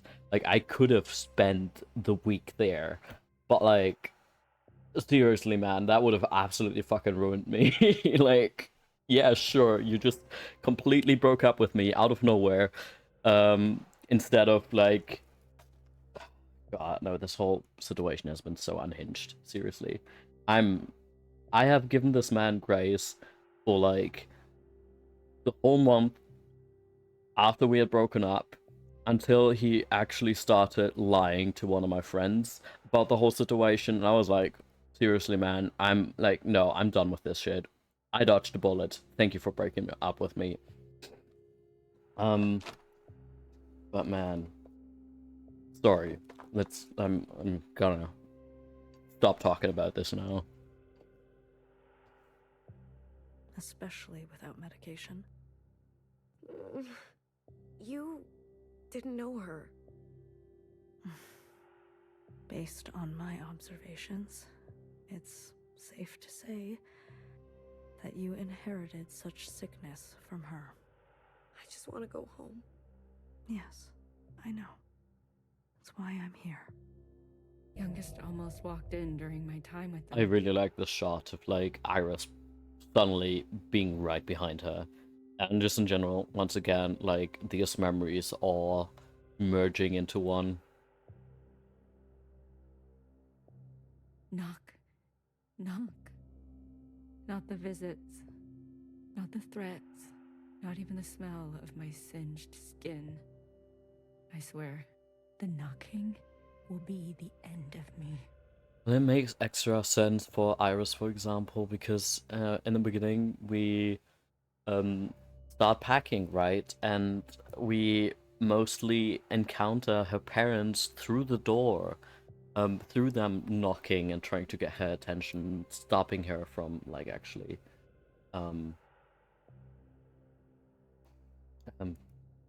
to get her attention and stopping her from leaving them behind, right?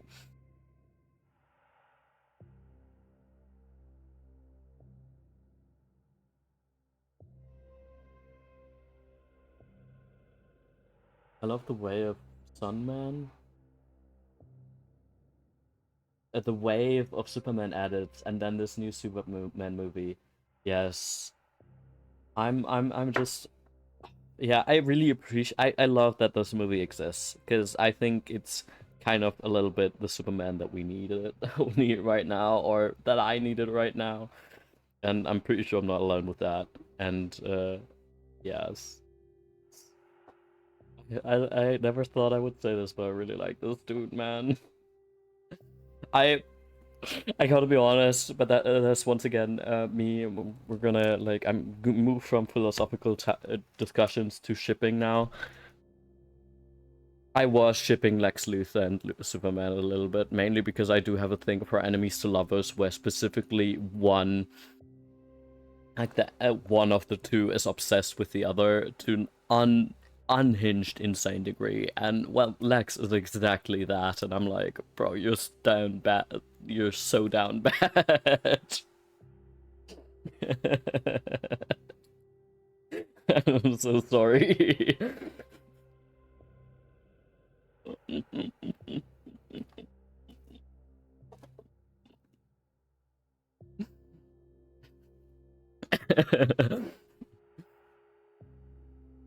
Oh, I love my unhinged. What? You know, he force makes them a clone child, right? Yes, that's perfect, actually. Oh god, man. Disgruntled co-parents at best. I have this one screenshot of like Lex and Superman, where Lex puts his finger like right into Superman's face, and Clark is just like looking really angry, and it's beautiful because I'm like, oh, you want to bite this finger so bad right now. You want to bite this finger so bad right now.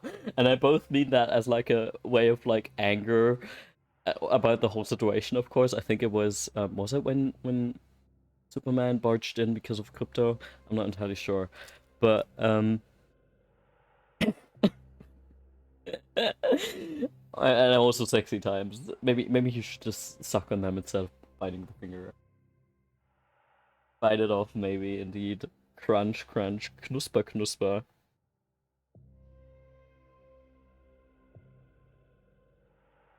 Anyways.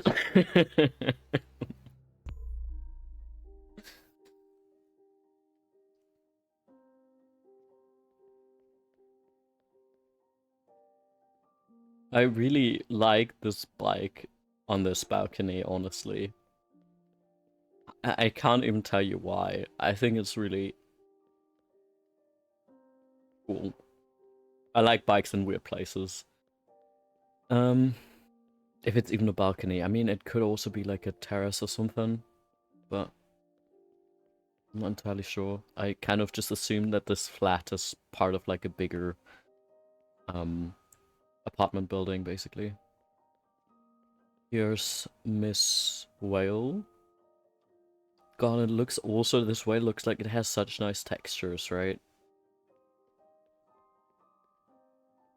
If I ever were to try and recreate this and sew it, I would need to find the right textures as well.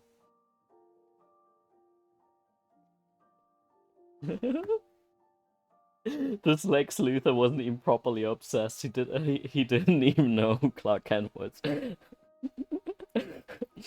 Honestly, I don't think that has anything to do with like the type of obsession, like how strong obsessed he is. I think he can't like he is obsessed. He's just so obsessed it makes him stupid. You know what I mean? Like the thing about Lex Luthor is that he's apparently really fucking smart. But like his Superman obsession makes him stupid, and I really love that thought.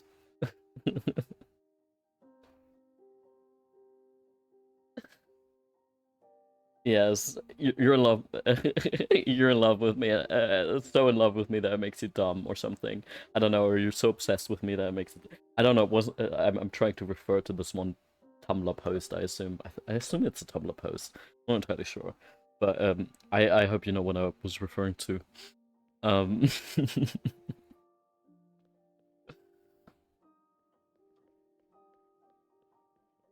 I gotta be honest, I had to warm up to Holt as Lex Luthor a little bit because for me Lex Luthor is supposed to be a little older and he just looks so fucking young.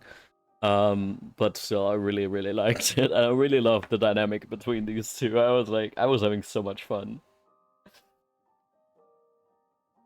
Yes, you want to fuck me so bad it makes you stupid. That was exactly my thought of what was going on between Lex Luthor and Superman, I gotta be honest.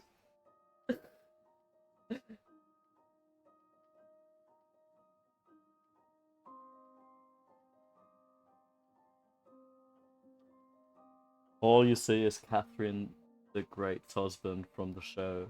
Is he played the Emperor? What show are you referring to?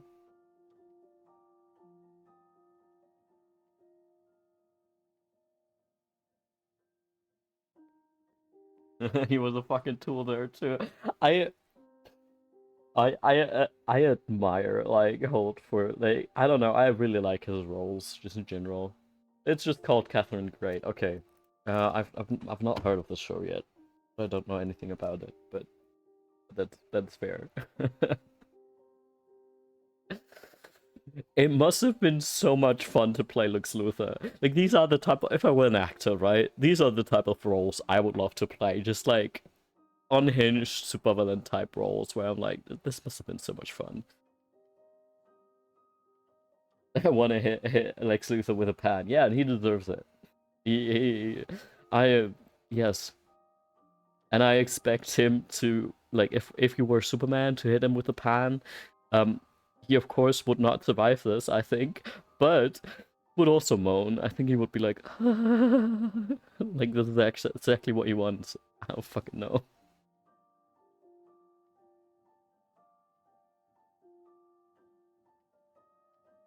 If I were rich, girls starts playing when Lex enters the room. I also think his name is so funny, Lex. Is that his full name or is that just a nickname? Once again, I'm not very familiar with Superman lore at all. I've never, like, this was the first Superman movie I've actually seen. Alexander, is it really? I think I would have found it funnier if his actual, like, birth name was Lex. Just being like, shortened to Lex.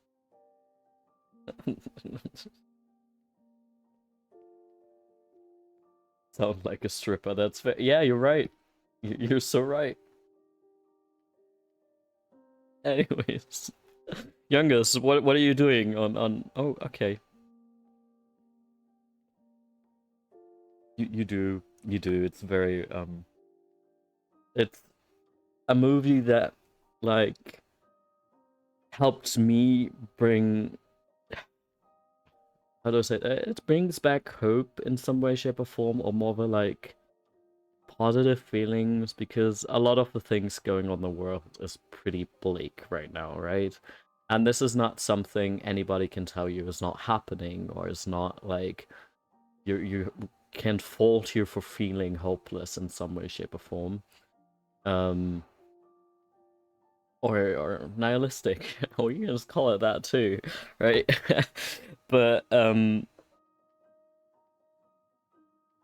it's a very uplifting movie, and that's what I mean with like, I think we really needed this. I think we need an uplifting Superman, and I think we need a like Superman movie that kind of subtly kind of can get a lot of people to become better people, if that makes sense, or strive to be better people. That's already the first step into the right direction, and it gave me back a lot of hope and a lot of optimism that I think we desperately need at the moment.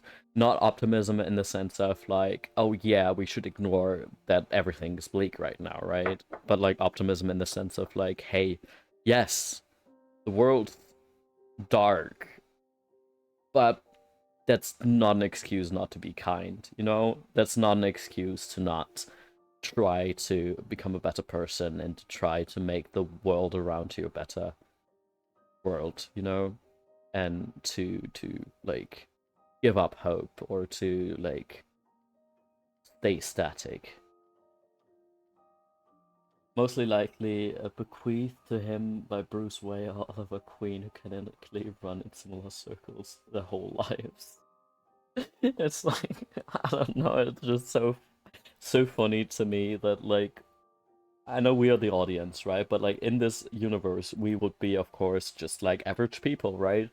And it's just being like, oh yeah, like Sleuth, and like treating him like just one of the guys, just a friend of ours, because it's like a nickname, you know? I think that's really funny. But honestly, thinking about like the fact, I mean, obviously Luther was very inspired by the likes of Elon Musk and stuff like that. I could see Elon being also like, oh yeah, no, by the way, my new nickname is Ellie. You can all call me Ellie now, or something. I don't fucking know, but like, it would like suit him, I guess.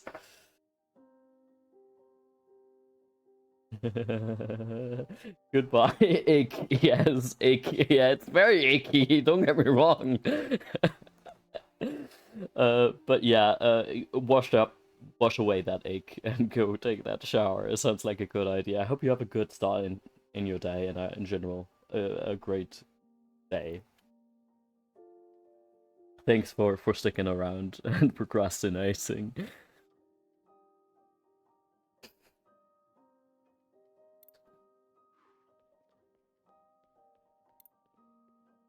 A boyfriend? Youngest, I love you so much. Well, it could be anybody. Whoever. A significant other, a partner, or partners. It was important to humans before to have more than themselves, and to be intimate with them. Is that what you do with the keepers? I love this so much. Excuse me? The keepers that you whisper to every... You have no idea what you're talking about. Yeah, youngest doesn't. I don't get a feeling like the relationship Iris has with the keepers is fully consensual. But yeah. But I've watched you. Story time is over. Wait, Get out. but Mom... I said, get out.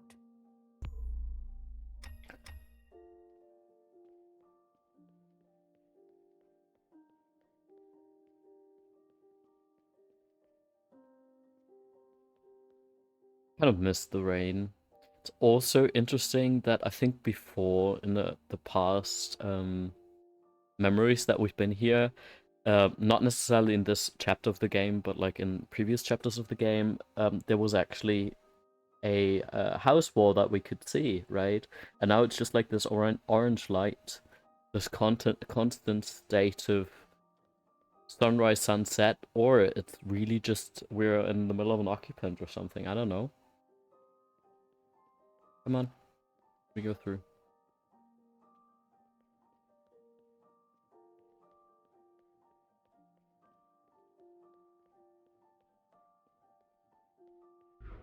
I completely forgot about this.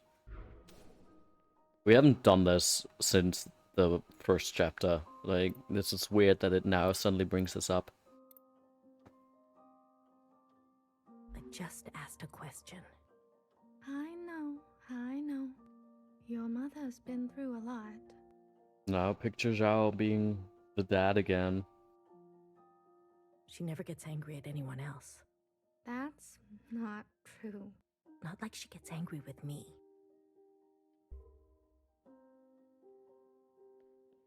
Youngest does have a little bit of a point, though.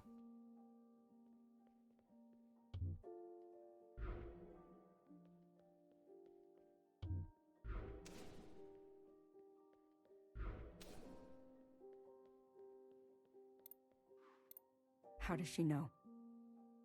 I didn't say anything, I swear. She's nosy. Not an ounce of privacy here. I'm sorry, Iris. I'm going out of my mind.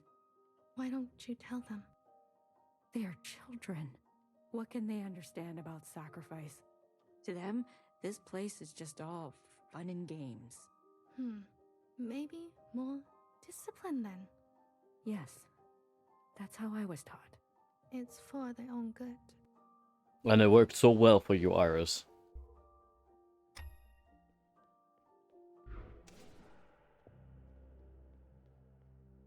Oh, you got new outfits. I like the red. The red does look good on you.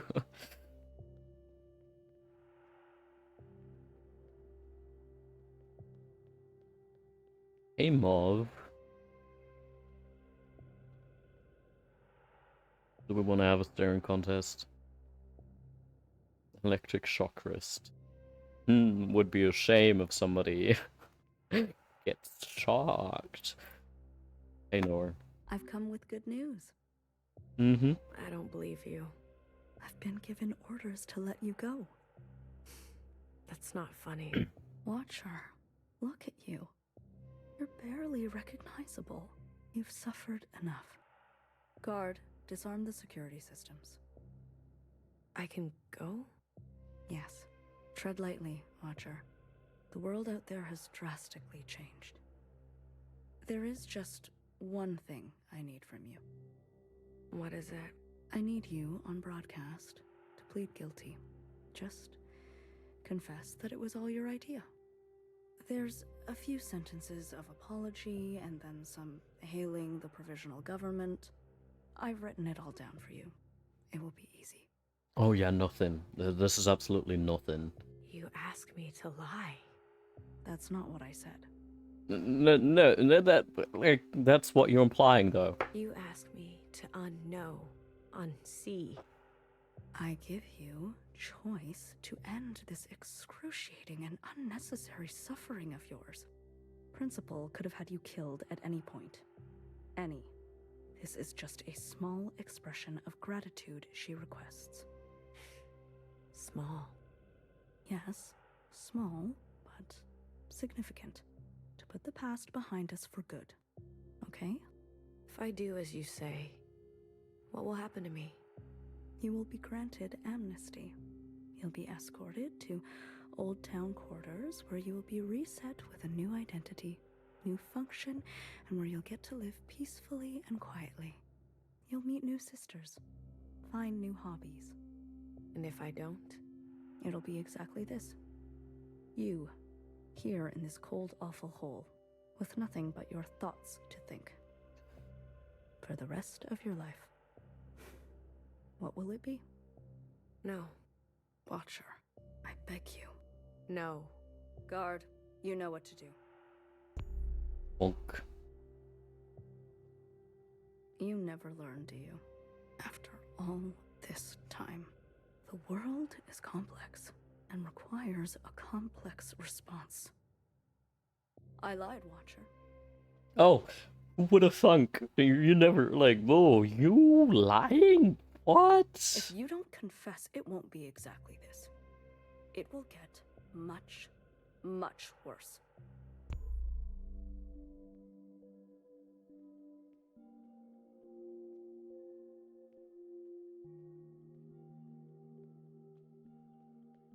Okay.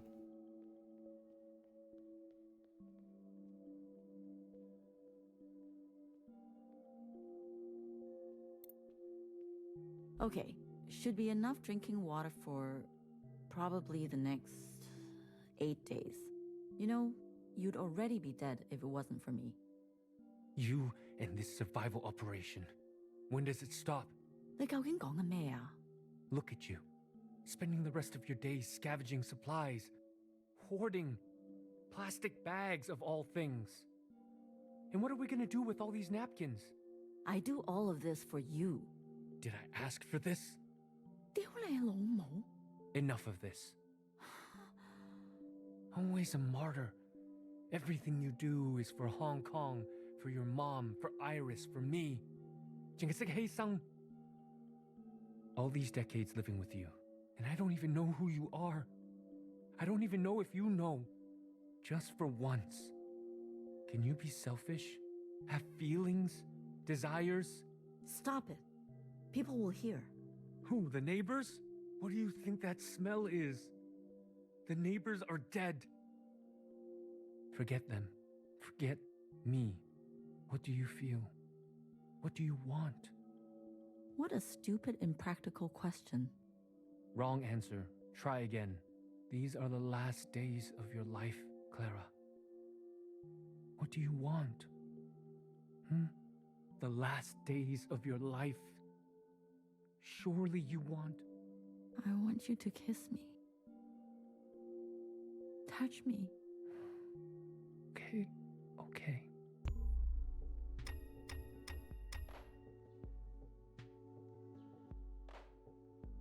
This just touches me so much. Like this song and just in this scene of these two dancing and stuff like that. For some reason, it touches me deeply. Kind of trigger something. I don't know. Can't even tell you what.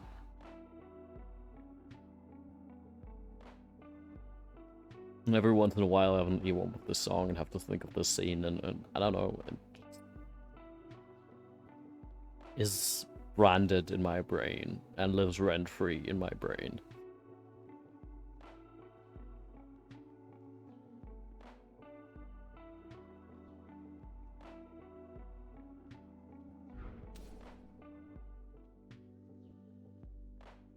This looks so cool with like the outside, you know? Wait, is this Blue's apartment? It kind of looks like Blue's apartment.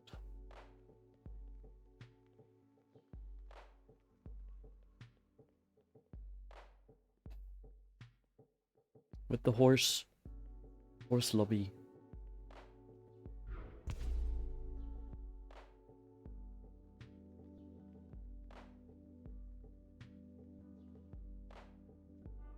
Is it just the textures, or will we put into like different clothes? I love that Mauve seems to be dancing along. Fuck yes. Get it. Yeah, go for it.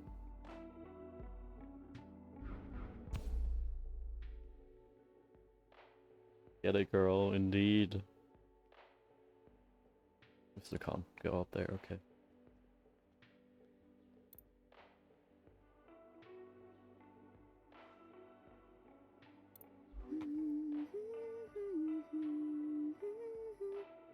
You remember? In the darkest of times, it was songs that got us through. I thought it was our bickering. That was our last drop of alcohol. But we have bottomless song. Ba, I know you've been unhappy for so long. Iris is gone. It's just us now. You don't have to pretend. I regret leaving. Hey, that's your drunk talking. I regret all that mess we left behind. What was the point? Fighting for freedom? The 5 demands? It was a mistake. You know that's not true. All it did was expedite the end. Brought their fists down harder, faster. Come on, Clara. We lost, didn't we? It wasn't just about winning. What? What was it about then? You remember? In the streets? Hundreds of thousands marching shoulder to shoulder. Biggest demonstrations in HK history. The world watched it all happen. Heard our voices. Saw us bleed. So? So? If we stayed silent? Didn't stand up for ourselves? They would say, this is how it always was. They would say, this is what the people wanted. But no, they can't say that. Because it has gone down in history that we resisted fiercely. This is such an important point about like moving away from this. Okay, we can win this fight, right? And that it's still worth fighting, even if it's actually hopeless. Not just seems hopeless, but actually hopeless. That like resistance is still matters, right? That we fought for a different future until we couldn't. That legacy lives in us. Dies with us too. Yes, but it lives on in Iris. Wherever she is. Wherever she is. You believe all that? Of course. It's what you told me. Then I guess I believe it too.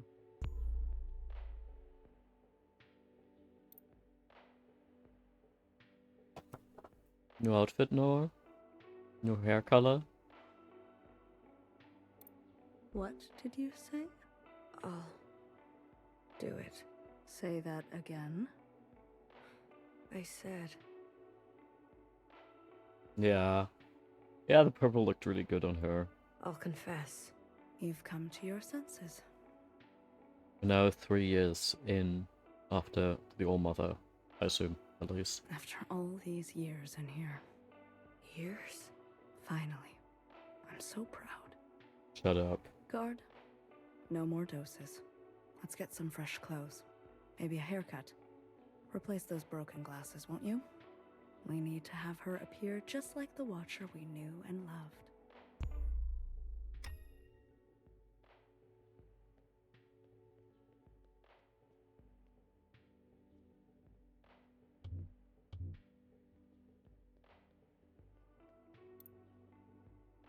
I'm back.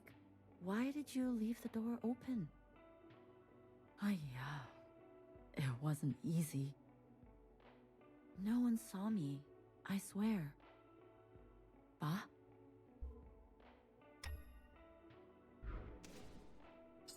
Makes it so much more tragic. Hello? Bah, it's me.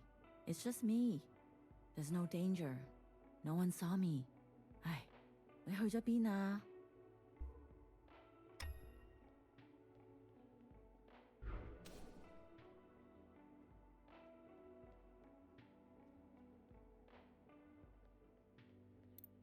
Why are the lights off?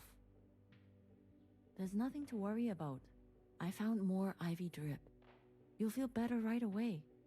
Bah?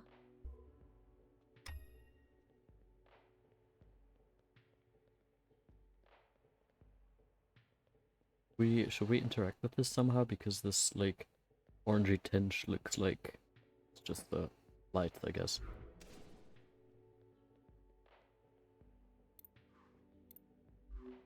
I thought you hated making videos.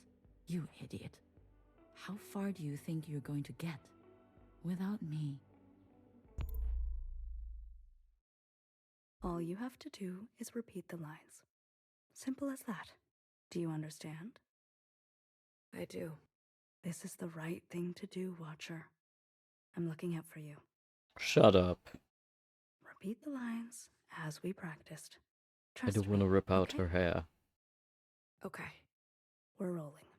Everyone can hear you now, Watcher. Just go ahead. Sisters, it's me, Watcher. I'm alive. I confirm it is year 3 AA, after All Mother. There's something I want you to know.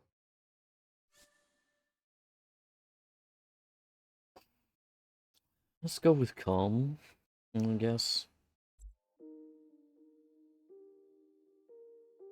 When they were beating me up, there were 4, 5 of them. They were completely covered up. Helmet, gas mask, shield, no eyes, no skin showing, nothing. What do you do when you face this kind of enemy? My brother called out for me as they dragged him away. That's what he said. What makes a person say this?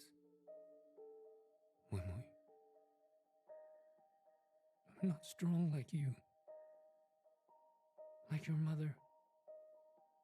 These sounds, him screaming, my skull cracking. Do you know why I used to sing all the time? It helped to drown out the sounds. It's my birthday soon.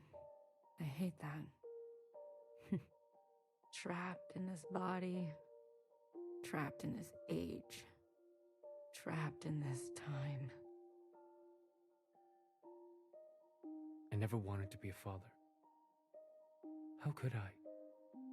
I lost all faith and respect for this world, but I couldn't tell your mom. She believed so deeply that this was how to reclaim the dignity we lost. To be honest, Wimui, when you were born, it was hard for me to love you at first. Then after a while, it was the only thing I knew how to do. A sister asked me today what it was like to have a father. I don't know. I don't know that Iris anymore. She listened to music, I think. Wanted to draw pictures. That Iris took the easy way out. That Iris should have been stronger. When you were growing up, there was this rage inside you that would burst out from time to time. I couldn't understand why. We tried to give you everything we didn't have. Maybe you felt the same way I did. This is so sad. Waking up one day on the wrong side of the wrong bed, and then living the rest of your life that way. Like wrong ingredients in a soup. Smells right, looks right, but in the stomach, it's bitter. Wimui, I thought I could give you a life without such bitterness. But isn't this just the way? We do not get to choose what we inherit. I promised myself I would die in Hong Kong. That's where my ashes belong. What youngest made? All I could hear was blood. All I could taste was bitter. What came over me? Cutting that thing? I've never felt more powerful. Do you see me now, keepers? Look what I am capable of. Look how far I can go. Youngest must learn the hard way. The other sisters will understand. She needs to be punished. Maybe she will finally grow. Maybe I will finally get some peace and quiet. This is the right thing for both of us. I am pushed too far. Clara, you've taken such good care of me. I think you can finally take a day off. Okay. Okay. We can all meet there for some noodle, okay?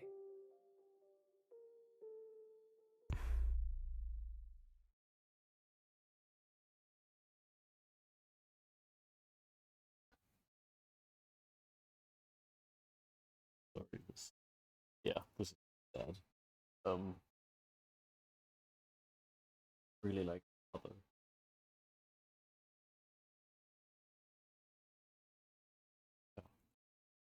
Don't really got much words to add to all of this, I can be honest.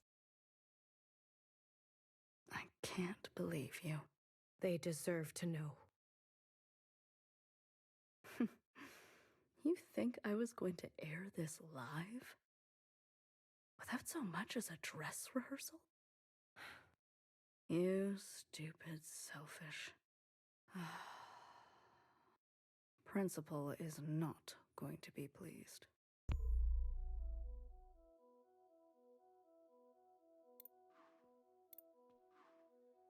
I can't talk them off, right? This could have been easy. Honorable. I don't think any of this would have been honorable. Instead... Guard, are we rolling? Yes, High Minister. Good morning, Watcher. Care to confess today? I'd rather die. Figured as much. You knew, didn't you? Makes sense now. A knower always knows. You knew what she was doing. And you let her do it. And you let me do it. Watcher, please. The more time you spend in here, the more stories you're making up. Do you remember this? Secretary. Yes. And the piece you used to end Mother. How crude. You're gonna kill me? Fine. Put me out of my misery, sister. Extracting a confession is like pulling out a dirty, rotten tooth. I'm not afraid. Good. It'll hurt, but when it's all over, all healed, you'll feel cured. Free, even. What are you waiting for? Tell me, Watcher. Who's to blame for Mother's death? I see.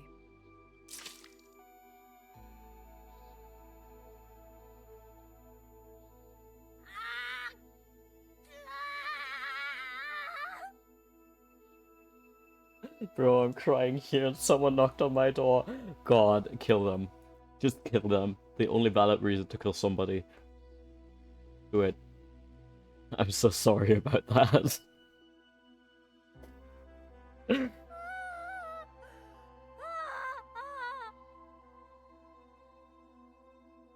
Who did it, Watcher?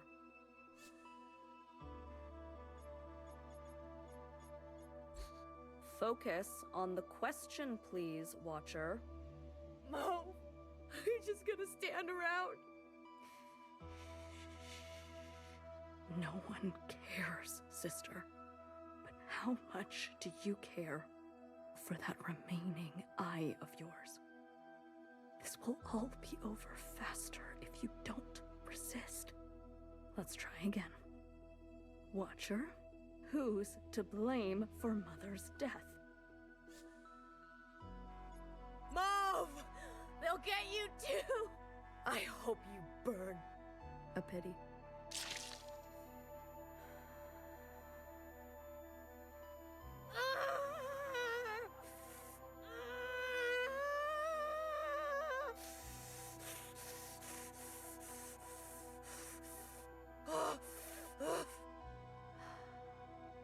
A watcher who can no longer see. Guard, you can stop the recording. Clean this mess up, please. But leave her.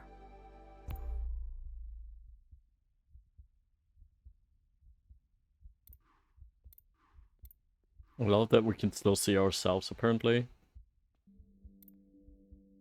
Wumui, You can't stop me from going. not here to stop you. I just want to talk. I don't have much time. They're waiting. We fled too. You know? Left our friends and family behind. Yeah, I know. Actually, it was Mom who was brave enough to have hope. Brave enough to want more for our lives. More for your life.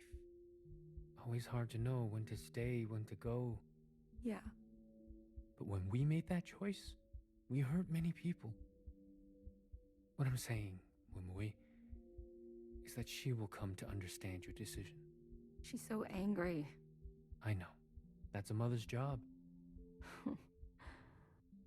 Is it? Just promise to come home. You don't have to mean it. But false hope is still hope. And it will take care of us for a while.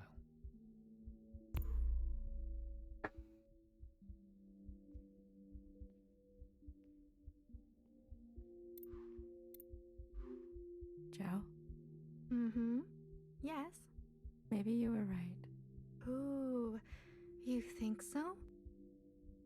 About what? They won't be children forever. Not like me. Or you. Iris.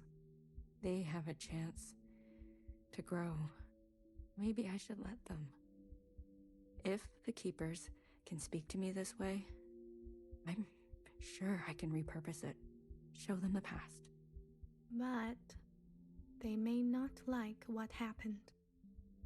Maybe that's okay. Yes, it's okay. The most important thing, whether they like it or not, is to remember.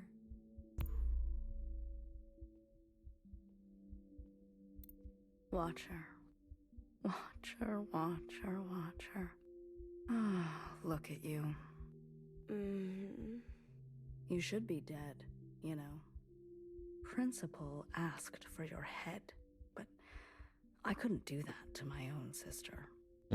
So I brought her your eyes instead.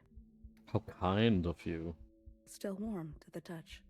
Think of this as a favor. You've seen too much. Now you can give that all a rest. Is this how you pictured the future, Principal? You can't imagine what she's capable of.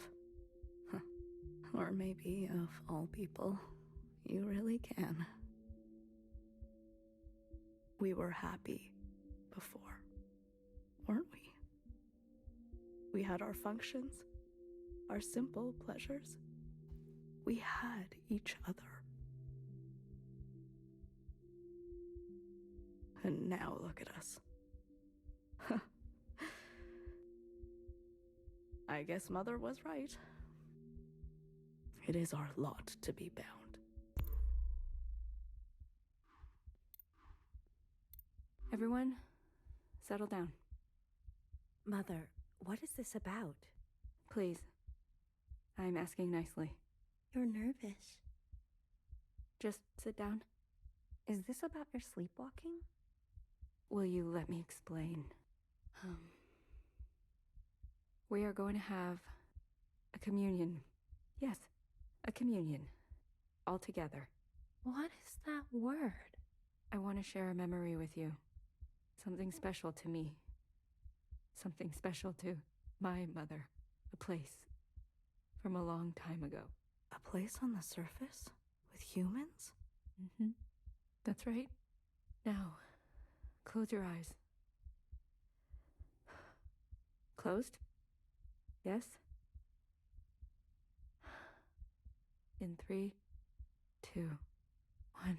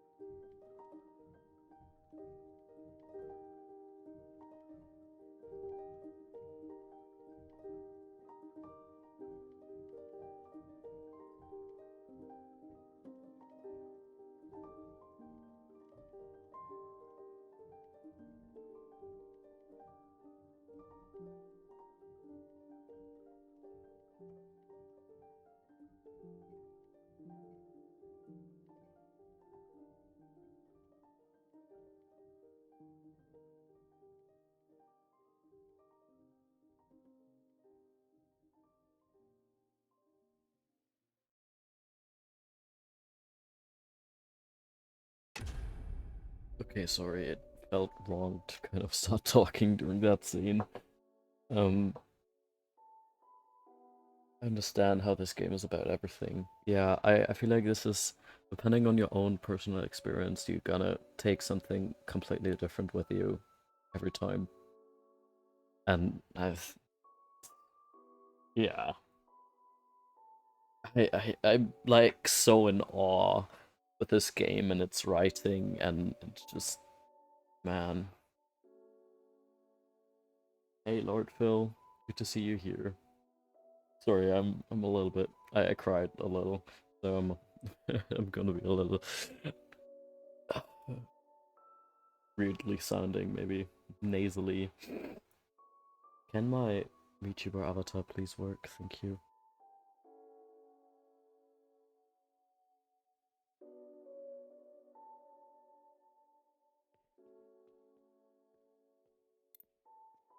And also, remember from the beginning when we were talking to a watcher with blindfold, quote unquote, or bandages? Assuming that we talked to like watcher who just lost her eyes. So, you finally found a way out. What is that place we keep seeing? An ancient human city. It keeps reoccurring everywhere.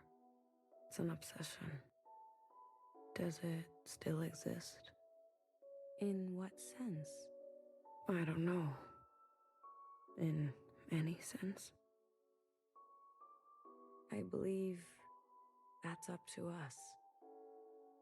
I don't know where you end and I begin.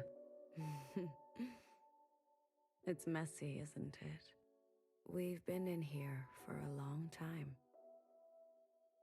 Longer than I've ever attempted. But now, you've seen everything I have to show. These last fragments were what Principal wanted to hide. They needed to be seen. We'll never get anywhere by tampering with history. Say it louder. After this, I want you to understand. This communion will no longer protect us. Time will march forward, and we must confront our sins.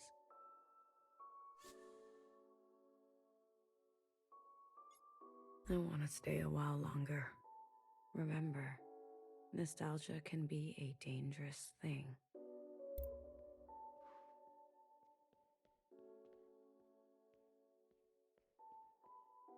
I thought for a second the music would have stopped completely. Can we actually do something that would have been interesting? Oh, we had 7 after All Mother. Made quite the jump. Right, The past can be alluring. I know. It's fun. I don't like this being like, I'm ready, because like I don't think we technically are ready, Let's but go. I'm glad to hear that. we need to continue You know, anyways. I learned a thing or two this time around. So did I. We need to change. Together then? into the future.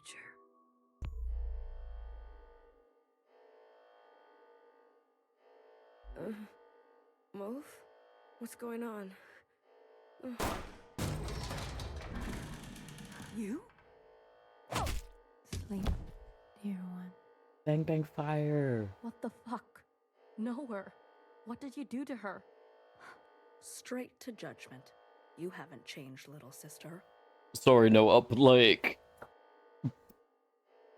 really, I'm trying to stay good faith here, but man, I'm pretty sure like you crossed some lines, my friend.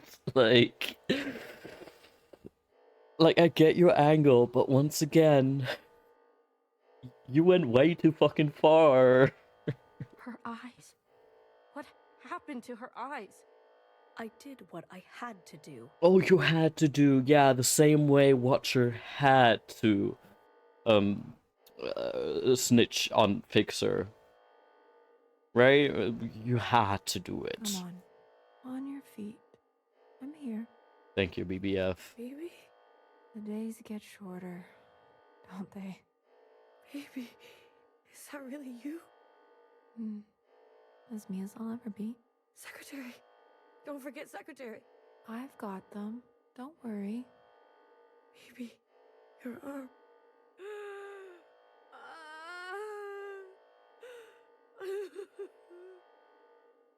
She's blind. You really took your time? You said she would be safe. She's breathing, isn't she? That is not what I meant. No thanks? No acknowledgement? You're the one who's obsessed with this whole bloodless encounter. Taking your sweet time, everything in its right place. Don't you understand by now? Someone will always get hurt. That is the reality. You're lucky she still remembers who she is. Let's go, BB. Know her. Things are in motion, okay? We'll be in touch. Wait. Oh, you want to thank you? Well, attend to me. What do you mean? Make it look convincing. Your wrench. That should do the trick. Are you doing okay? I don't think Nora's doing okay in any way, shape, or form. You know me, sister. I'm doing what I must. Yeah, you're better at that than I am. You've always been... Bonk. You could have let her finish. Hurts less when you can't see it coming. Besides, I hate when she gets sentimental. Yeah, let's please save our game. Yes. I will... Wait, okay, I continue. Sorry. I think I'm gonna take a break for a little. Maybe an hour once again. I'm gonna come back later, as last time. Might eat something, because I really should. You probably also should if you haven't already. And this is probably a good place to stop for now. But yeah, as I said, I think I'm gonna be coming back in 1 or 2 hours. We just saved anyways, right? So let's exit the game. Yes. I'm gonna turn off the stream and just, well, start it again next time. I really loved today too. Thank you for all your contributions and your thoughts and everything. I really, really loved the conversations we had, and you guys are great company, so thank you for that. Anyways, big yawn. God, maybe I'm gonna have a nap. Alright, until later, you'll probably get a notification. And yes. Goodbye, thanks for joining.